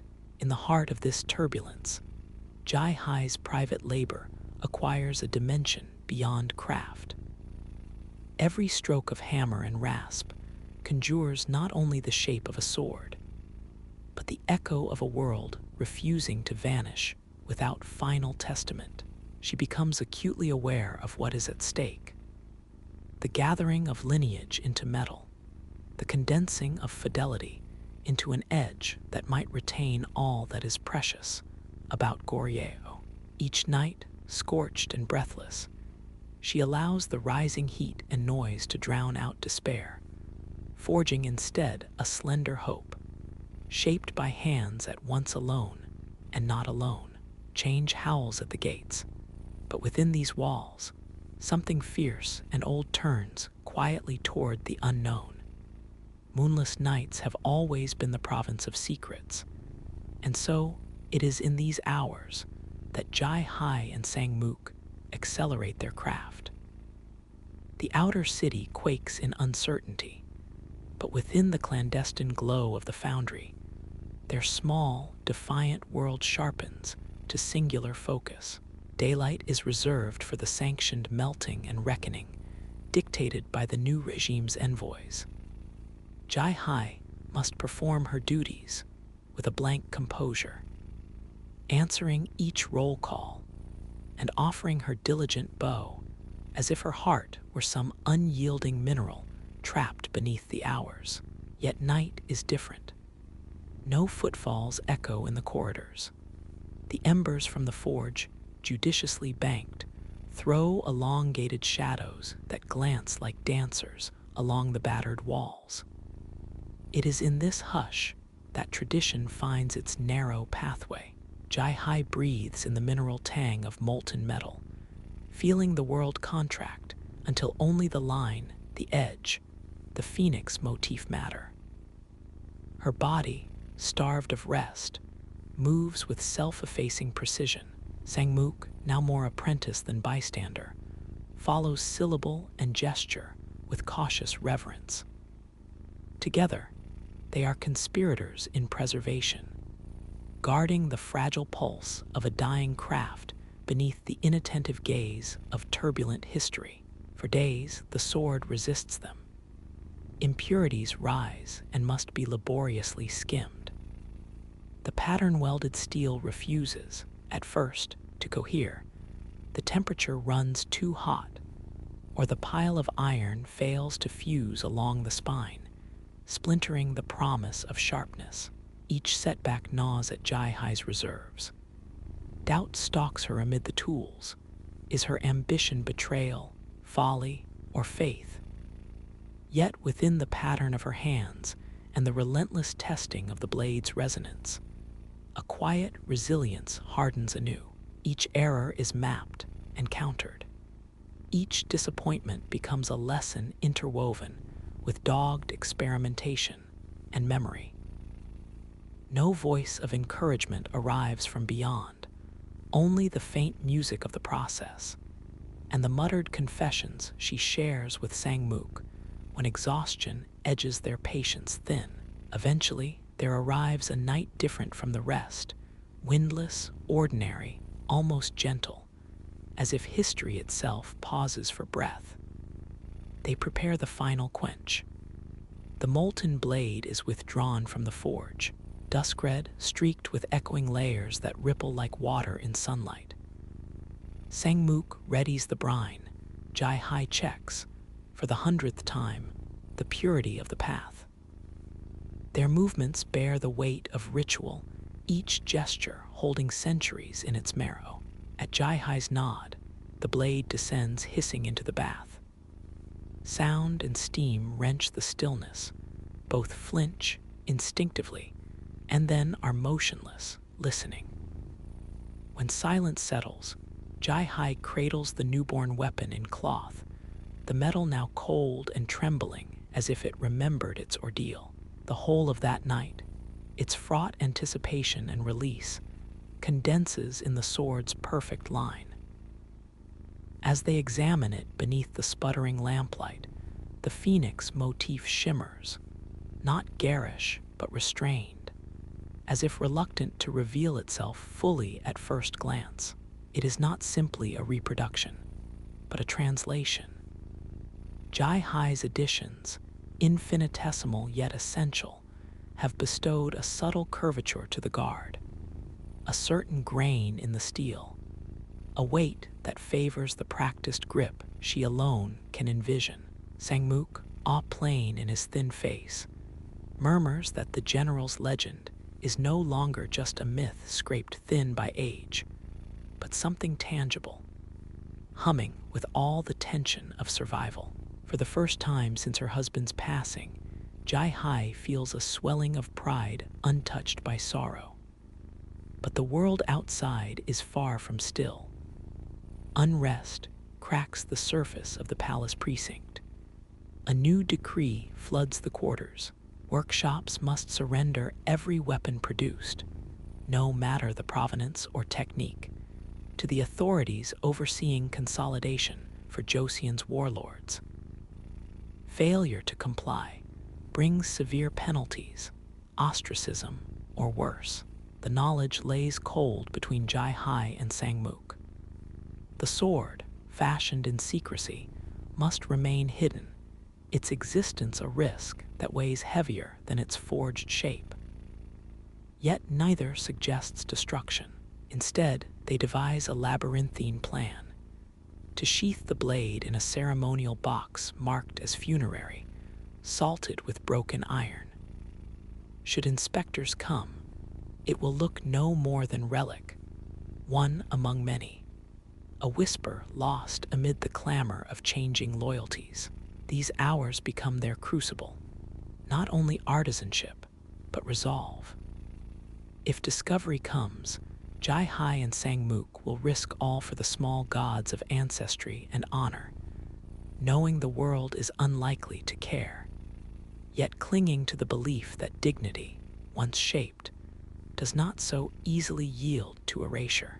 Through the window, in the spare hush before dawn, the outlines of the city shimmer waveringly, as if the new era hesitates, one heartbeat on the cusp of arrival. Within, the blade lies at rest, weighty, silent, a promise murmured in the dark, awaiting its fate. Dawn leans pale over Gijeong, painting the streets with thin, reluctant gold.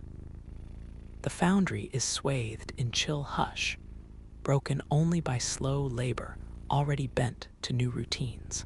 The sword, swaddled in its disguise, rests deep within the jumble of funerary relics, wordless yet intensely present. A single fragment of the old order resisting surrender. Jai Hai moves through her tasks that morning with a measured calm, careful to show neither urgency nor withdrawal. Her mind tracing each contingency as the world outside stirs with the nervousness of imminent inspection. It is not long before the authorities arrive. A knot of soldiers in unfamiliar livery, led by a scribe whose brush-stained fingers speak of bureaucracy, not war. They move, not with cruelty, but with the careful detachment of those executing necessity. They demand the ledgers, catalog the quantities of bronze and steel, check the piles of tools with an impersonal patience born from exhaustion. Jai Hai guides them with a practiced neutrality, only the faintest quiver in her hands betraying the tension cording her spine. When they reach the stack of ceremonial boxes, the scribe hesitates, tilting one lid just enough to glimpse dead iron and tattered banners, then moving on. Sang Mook, across the room, releases his breath in a silent prayer. A sense of reprieve passes among the blacksmiths once the soldiers withdraw. Yet beneath the new calm, Jai Hai is acutely aware of a changed reality. The foundry, although still standing, is no longer the heartbeat of Goryeo's ambition. Each fire lit here is for tools and instruments, not for armaments or glory. Master Ming begins teaching a select few to make plowshares from broken spears. Youngie recasts temple bells for village altars.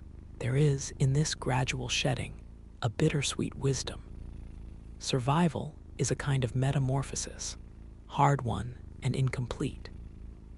Jai Hai herself feels the texture of each day stretching thinner, as though anticipation pulls time taut.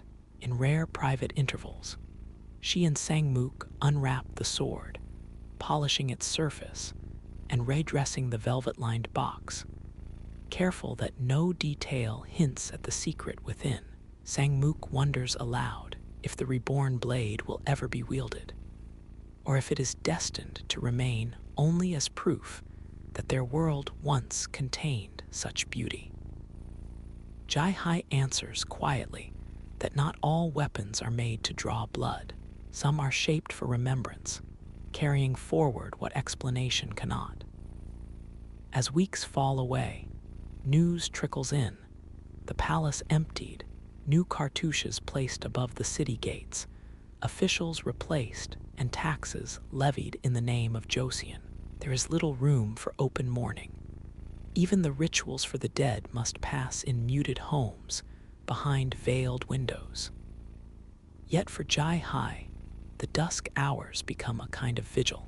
She walks the grounds of the foundry, tracing the graves of tools buried rather than surrendered, laying her palm on benches that were once the province of laughter and rivalry.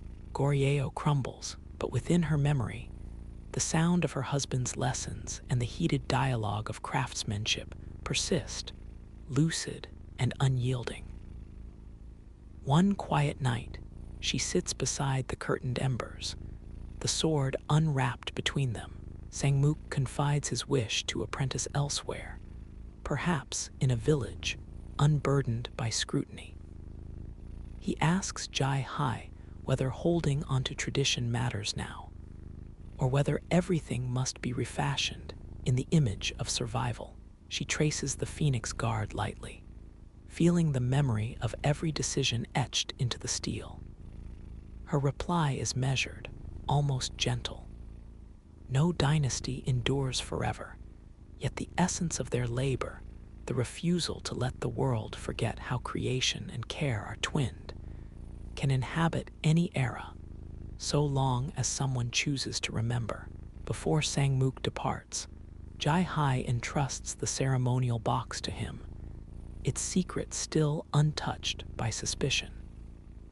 She instructs him that should fate become unkind, he must hide or bury it, so the blade's truth can wait patiently until time finds it again. They part without ceremony, neither daring to embrace, as the past and future unspool in opposite directions. Through the passing seasons, Jai Hai remains, a fixture of the new routine yet set apart by the knowledge she harbors. The royal foundry fades into legend, its stone walls softened by moss and memory. Still, from time to time, glimpses of the blade's likeness find their way into the stories whispered at firesides. A smith's daughter who saved the spirit of Goryeo, a weapon that bore not violence, but fidelity to what must not die. And in these retellings, whether embroidered or plain, the echo of steel is heard, proof that even as kingdoms fall, something forged by dutiful hands can live on, undiminished, beneath the hush of every new dawn.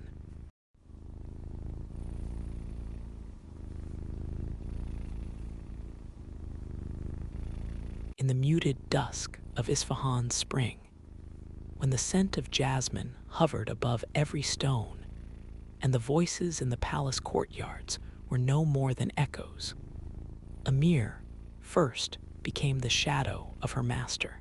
She was small then, hair bound with fraying silk, moving soundlessly beneath the serpentine arches that crowded the imperial music school. The city beyond splintered with change and unrest. The great Safavid Empire, whose banners once unfurled across mountains and deserts, was quietly fracturing, its pulse palpable even within these cloistered walls. Yet in this hallowed sanctum, far from the tumult, the ancient tremor of strings awaited. Her master, Dariush, was old enough that the lines of his face read like a map of vanished dynasties. He sat cross-legged atop faded cushions, draped in robes that whispered of once favored patterns.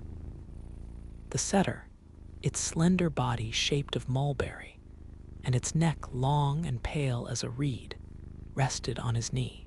3 strings, one for earth, one for longing, one for loss. Each dawn he beckoned Amir with a nod, and she pressed her ear close as he tuned, listening not for pitch, but for the sigh beneath, where memory and not measure define the note. You must tune to what cannot be heard, Dariush would murmur, his voice muffled by centuries. This, child, is a thing learned only when the world becomes silent within you. She did not speak, and he approved of her silence. Through silence, Amir sensed. The old setter reached backwards. Each string, once plucked, summoned phantoms. The laughter of princesses glimpsed through latticed screens, the pride of warriors at homecoming, the debates of poets whose rhymes resolved statecraft and subterfuge. The setter did not record grandeur. It shivered with its loss, thrumming the measure between what was and what lingered. In Amir's hands, her fingers trembling under guidance, the notes sometimes quivered, fragile, unresolved. Still, her master's eyes, liquid and distant, sometimes sparkled approval. The palace around them, once adorned with gold leaf and lapis lazuli, now bore stains of neglect. Carpets frayed, the mosaic tiles grew dim, patterns faded beneath the gathering dust. No throngs lingered in the colonnades. Voices in the evenings were few, more anxious than joyous. Whispers trailed through the harem, and scholars absented themselves from the mirrored halls, sensing a tide withdrawing from their world.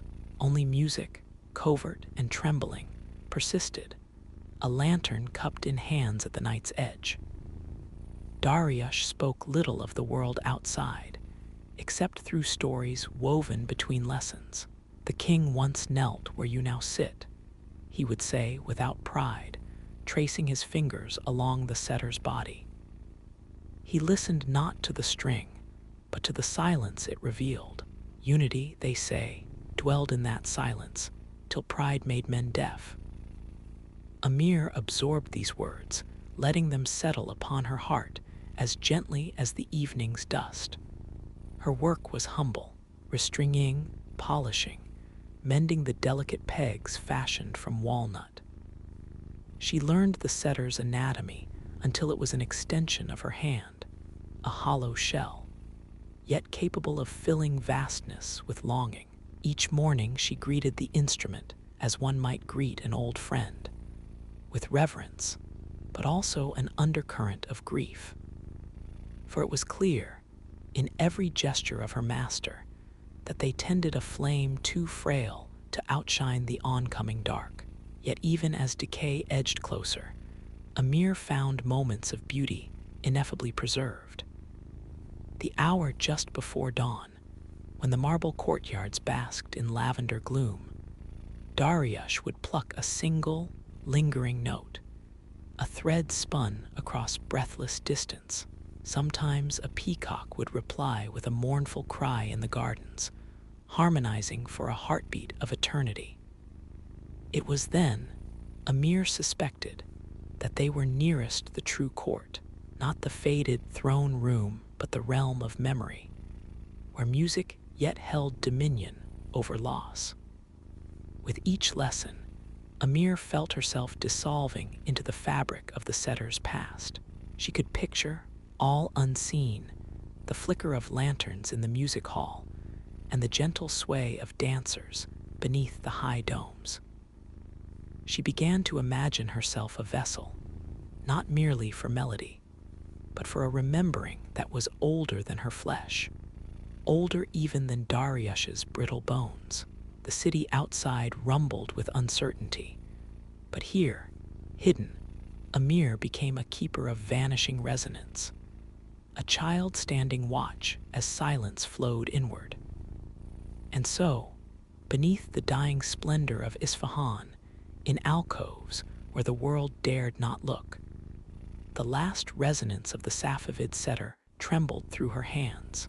With each note conjured, fragile yet determined, Amir's path unfurled before her, a journey into the heart of what the empire had been, and what might yet be rescued from the cradle of silence. Beneath the portico's brooding shadows, Amir's days lengthened into a quiet tapestry, each thread woven from routine and revelation. As Dariush's apprentice, she was permitted, in time, to accompany him beyond the concealed practice chamber, journeying through the palace's more public veins. It was there, in the echo halls, where the great mosaic ceilings loomed overhead, depicting starbursts for kings and peacocks for sultanas, that Amir glimpsed the surging current beneath the fragile reservoir of tradition. The court was a palimpsest. Every day, its surface was inscribed anew with the pressures and vanities of those that remained. Yet below, the accumulated imprint of centuries smoldered, half revealed. Eunuchs glided between pillars carrying trays of cooled rosewater, their faces studied and inscrutable. Nobles, grown wary in the presence of decline, gathered in private alcoves, their laughter sharp-edged, as if to ward off the inevitable. Silk rustled and voices mingled, a fugue of languages and ambitions, while at the periphery, the setter's subtle music haunted the air, both invitation and warning. Amir's presence was tolerated, sometimes ignored outright. A girl with ink-stained hands and a restless gaze, clinging to the hem of her master's dignity. Yet in moments when Dariush was summoned to play, the court's outward confidence gave way to a hush edged with yearning.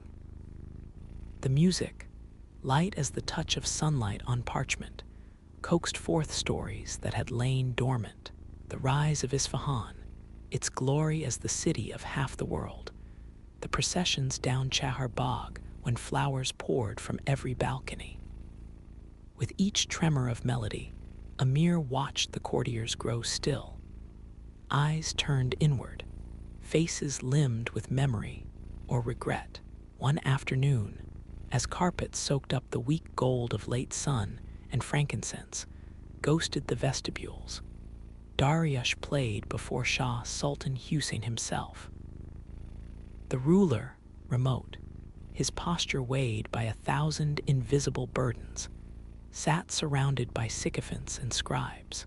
Amir, positioned behind her master, caught the glint of uncertainty in the Shah's gaze, a monarch haunted by shoehorned silences, by the knowledge that his grip upon unity was slipping grain by grain.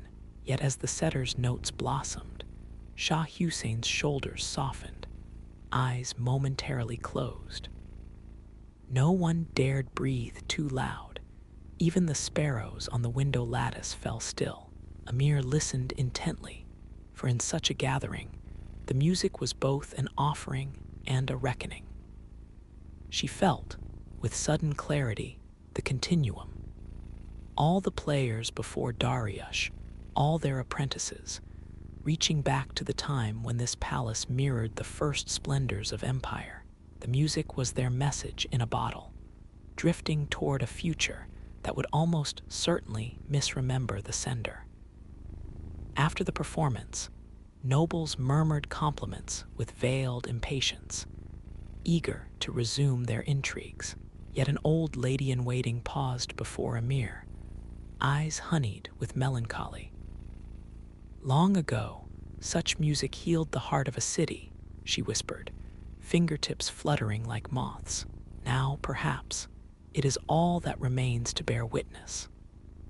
Amir bowed, absorbing the words as admonition and benediction. Evenings, as the western light drained and the city's domes bristled against indigo skies, Amir sought refuge in the palace library. She combed manuscripts whose pages curled with age, following the faint notation of ragas and improvisations, glimpsing how court musicians of previous reigns debated philosophy through melody. More than once, she discovered marginal notes, admonitions to preserve certain passages, laments for forgotten tunings, desperate epigrams scrawled during sieges and winters. In these artifacts, Amir discerned a kinship, a shared effort reaching across time to cradle what delicacy remained. The world outside the palace, markets gathering like storm clouds, rumors of Afghan horsemen at the borders, artisans departing in the dark, pressed on Isfahan with mounting insistence. Still, within these ancient walls, Amir's soul sharpened, tuned by each resonance of the imperial court. She learned to read not only the notation, but the trembling shadow behind every refrain, the court's martial glory transforming, almost imperceptibly, into nostalgia, vulnerability, prayer. Occasionally, Dariush entrusted her with the setter at day's end, when the court was empty, embers dying in the braziers. Alone, Amir drew from the strings a sequence that was hers alone, a wordless question, a fragile petition offered to the colored tiles arching overhead. The music pooled about her feet like spilled light, mingling with the ghosts of rulers, musicians, dancers, and storytellers. It was here, in the hush that succeeded ceremony, that Amir forged her vow. To carry this dwindling inheritance past the reach of crumbling columns, to seed the coming silence with all the echoes she could gather and remember. Beyond the ordered sadness of the palace, Amir sensed a world straining, constant, and unresolved, as if the notes of a composition had been left unplayed, the air waiting for their arrival. Rumors pressed in from the city's fractured heart, Afghans gathering at the gate, merchants whispering of rising prices, streets bristling with new, troubled faces. The bazaar, which once unfurled like a song in sunlight, now pulsed with a restless fever. What once was unity had become a mosaic of brittle tensions. And Amir, shaped by her silent discipline, recognized in the city the same ache she sometimes found in an untuned string. Inside the palace, Dariush seemed diminished, his steps slowing, his lessons shaded with loss. Yet for all his frailty, his music grew thornier, braver, his fingers hunting discordant harmonies, fierce in their embrace of pain. Amir, now permitted to play at his side, felt both gratitude and a hesitant terror. When he motioned for her to improvise, she hesitated, as if one false note might fracture the bond between past and present irreparably. But when she played, timid then bolder, her songs unfurled fresh fractures, sharp, insistent questions about belonging, about what might survive the imploding world beyond. One bleak afternoon, as haze mudded the sunlight and dust crept in from the city's edges, a loud rapping summoned Dariush and Amir to an antechamber where courtiers, hard-eyed and anxious, awaited. They were met by Mahmud, a minor minister now ascendant, who masked his intentions with formal pleasantries. The court, shrinking and embattled, demanded a new music, not the quiet reflection of the setter, but military marches and thunderous proclamations.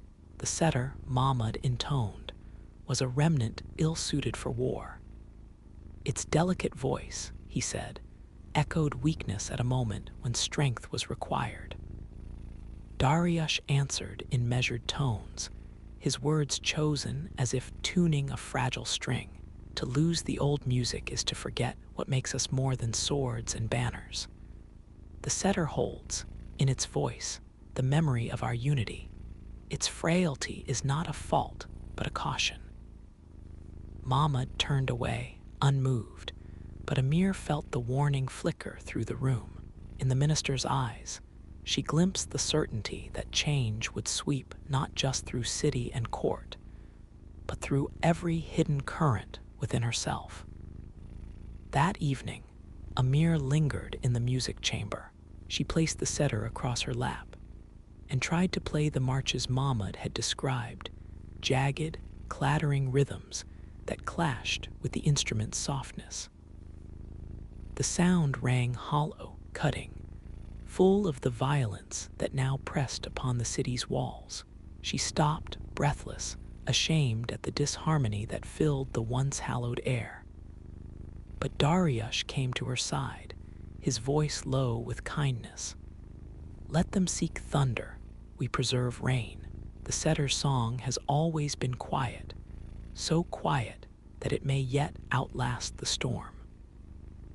Amir listened, fingers curling around the neck of the instrument, finding in its resonance an act of subtle defiance. a refusal to be silenced. Whatever the world's appetite for noise and spectacle, days turned, and the old ways began to fall away faster. The court musicians' guild dissolved, its members scattered, some fleeing, some lost, some courted by those who craved only novelty or power. The imperial library was shuttered, its secrets boxed and hurried into dark corners. Amir and Dariush clung to each evening's fragile recital, their audience now only the echoing crows atop broken stone, and at times, distant fires lighting the city's horizons. Under these conditions, Amir's music changed. Her improvisation wove the old court themes with ghost notes of the chaos outside. A new style, neither wholly tradition nor outright rebellion. She played for memory, but also for longing, playing passages blurred at the edges, notes bending as if straining to hear a vanished harmony. The palace, in turn, absorbed these new echoes. Empty halls gradually remembered less, but Amir found her own voice kindling anew. Her master, watching, pressed her hand. In fracture, what remains becomes most itself. Your song is the branch grown from a felled root. On the last night of that oppressive season, as Isfahan trembled between hope and ruin, Amir stood in the moonlit courtyard and coaxed from the setter a melody as frail as heartbeats. Insistent as dawn, there was no applause, no witness save wind and stone. Yet her sound carved a path through the dark, a resonance that lingered even as silence closed around her, promising that somewhere the old music waited to be recalled once more. Winter announced itself not only in the crystalline hush that gathered along the palace walls, but in the demeanor of those who remained, a thinning, an interior withdrawal, as if each inhabitant drew inward to preserve a final ember. Threads of snow laced the gardens once tended by a small army of caretakers, and now Amir crossed flagstones flecked with frost, her breath spiraling ahead and vanishing as quickly as it formed. Every sound was magnified, yet hollow at its core. The city beyond grieved in silence, and inside, so too did the keepers of the old ways. Dariush aged dramatically through the season's early dusk. His hands, once swift and precise, now trembled when coaxing even the mildest note from the setter. The long nights found him seated apace by the fire, the instrument held as one might cradle a memory, tentative, reverent, a ritual to keep time at bay.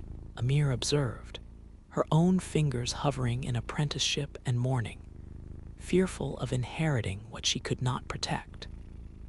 She practiced in quiet intervals, never daring to break the hush completely, so that her music surfaced in the silence between heartbeats, a requiem within a requiem. One evening, a delegation of survivors, scholars, poets, and a lone scribe came seeking solace in the sanctuary of music.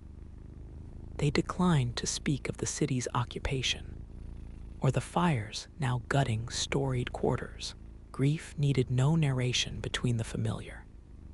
Instead, they sat in a hush laden with unfinished prayers, eyes upon Amir as she was beckoned by her mentor to play. It was the first time she stood as principal voice before these remnants of Isfahan's golden culture. Amir placed her hands upon the setter, its polished surface cool. The calluses beneath her fingertips pressed intimately to wood and string. Her first notes emerged uncertain, wavering as the courtly themes flickered through memory and hesitated on the cusp of loss. As she played, her body remembered what her mind still resisted. The grace embedded in every phrase, the pauses ordered like breaths of invocation. fragments of earlier centuries resurfacing just enough to be mourned. The listeners bowed their heads. A poem was murmured beneath the cover of a sleeve. A single tear moved down someone's cheek. Outside, the wind whispered against the doors, as if pleading for admission, binding every plaintive vibration indoors, where they might linger. When the music ceased, the silence that followed was deeper and more encompassing. Not absence, but the fullness left in grief's wake. Amir lowered the setter into her lap and did not look up. Dariush spoke softly. In loss, what we hold is multiplied in the hearts of others. Let this night seed a memory that will not wither, even should no other remain. The survivors dispersed, vanishing into the cold, each clasping a private resonance. Amir spent the days that followed in reflection, moving between the music chamber, the echoing halls stripped of tapestries, and the garden now silvered by frost. Her practice became meditation, a gentle invocation, a summoning of all that had been trusted to her hands. Each theme played was a quiet petition, not for restoration but for witness, to confirm that this legacy, long diminished, would yet persist, however transformed. Time, stretched and brittle, drew the city more deeply into silence. Dariush's final days approached with a slow, inevitable dignity. He imparted to Amir a single admonition: trust the silence as deeply as you trust the notes. The world is born and reborn in the hush before music returns. When he died, the setter resting beside his empty hand, the palace did not echo, but absorbed this passing like breath drawn into the dusk. For Amir, grief fused with resolve, not a burning flame but a slow-burning ember, unlikely to dazzle, yet undeterred by wind or abandonment. Her mourning settled not as shadow, but as aperture, an opening through which new music might, one sunrise or another, find its voice again. The requiem she played for Dariush was nearly inaudible, a single thread of melody that drifted through long, cold corridors, and then, tentatively, out into the city's ruined streets. Something within her knew that the setter's resonance, having found passage through loss and winter silence, was no longer solely a vessel of the past, but a beginning shaped from the fullness of what had been surrendered. Spring arrived in Isfahan almost surreptitiously, an uncertain breeze gentling the frost, a blush of green threading its way through broken stonework, the call of returning birds cautious above a city muted by what had passed. Amir, no longer shielded by her master's presence or the palace's old certainties, stepped alone into this altered world. Change had wrought its quiet revolution, both without and within. Markets took timid root in scarred squares.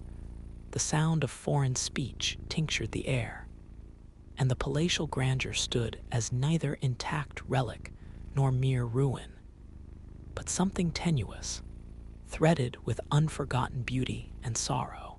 The setter accompanied Amir where she walked.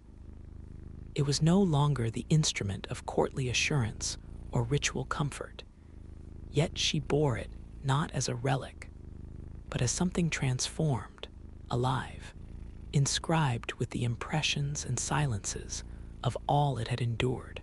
Some evenings, as shadows turned city alleys into winding strokes, she played in the spaces where memory pooled thickest.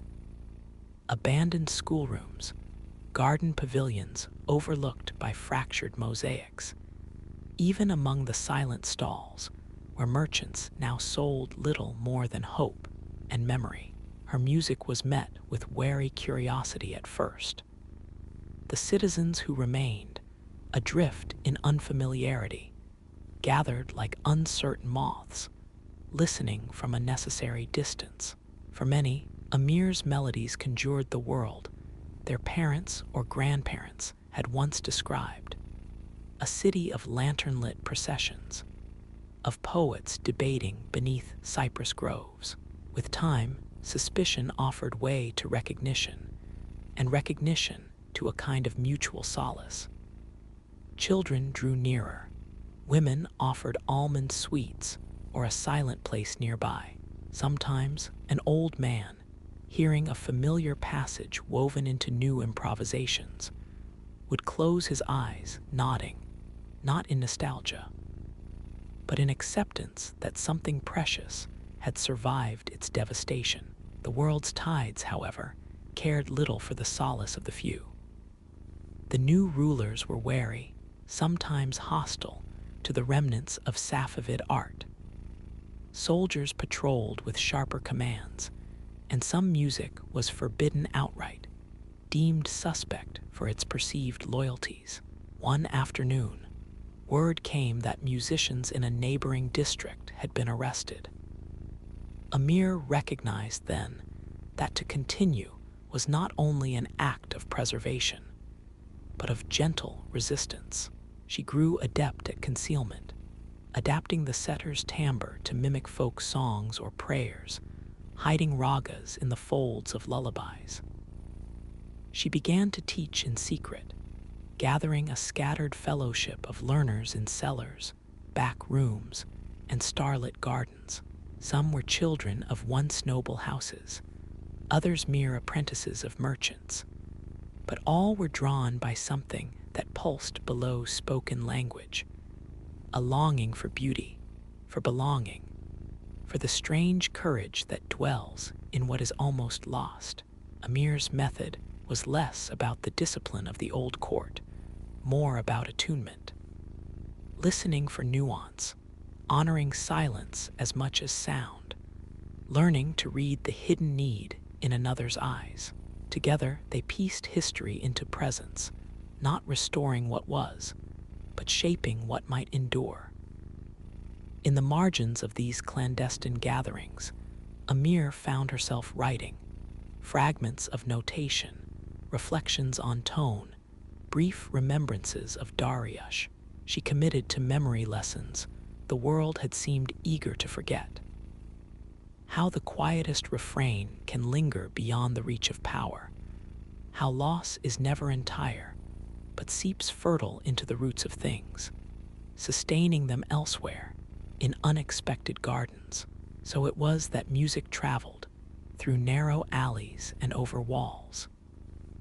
News of distant cities, too, arrived. A traveler from Shiraz praising the revival of a lost melody.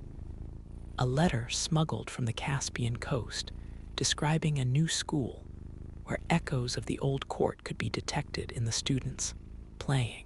The setter's resonance, once confined to imperial walls, now crossed boundaries, as if loss itself were a passage through which tradition slipped to find new soil. Amir, for her part, lived more in the space between performances, the quiet conversations afterwards, the shy questionings, the hushes that fell when she laid down the setter. It was there, in this nearly invisible aftermath, that she sensed what Dariush had once tried to teach, the world remade by the breath drawn just before music, possibility nestling where silence and memory intertwined. Her own sorrow remained, but it was no longer a weight to be carried alone. Through those she taught, those who listened and learned and then carried the song onward, Amir's private vigilance became a collective act. She knew now that the last resonance of the Safavid setter was not a solitary echo destined to fade in palace shadows, but an inheritance, tender, elusive, and enduring as spring after winter.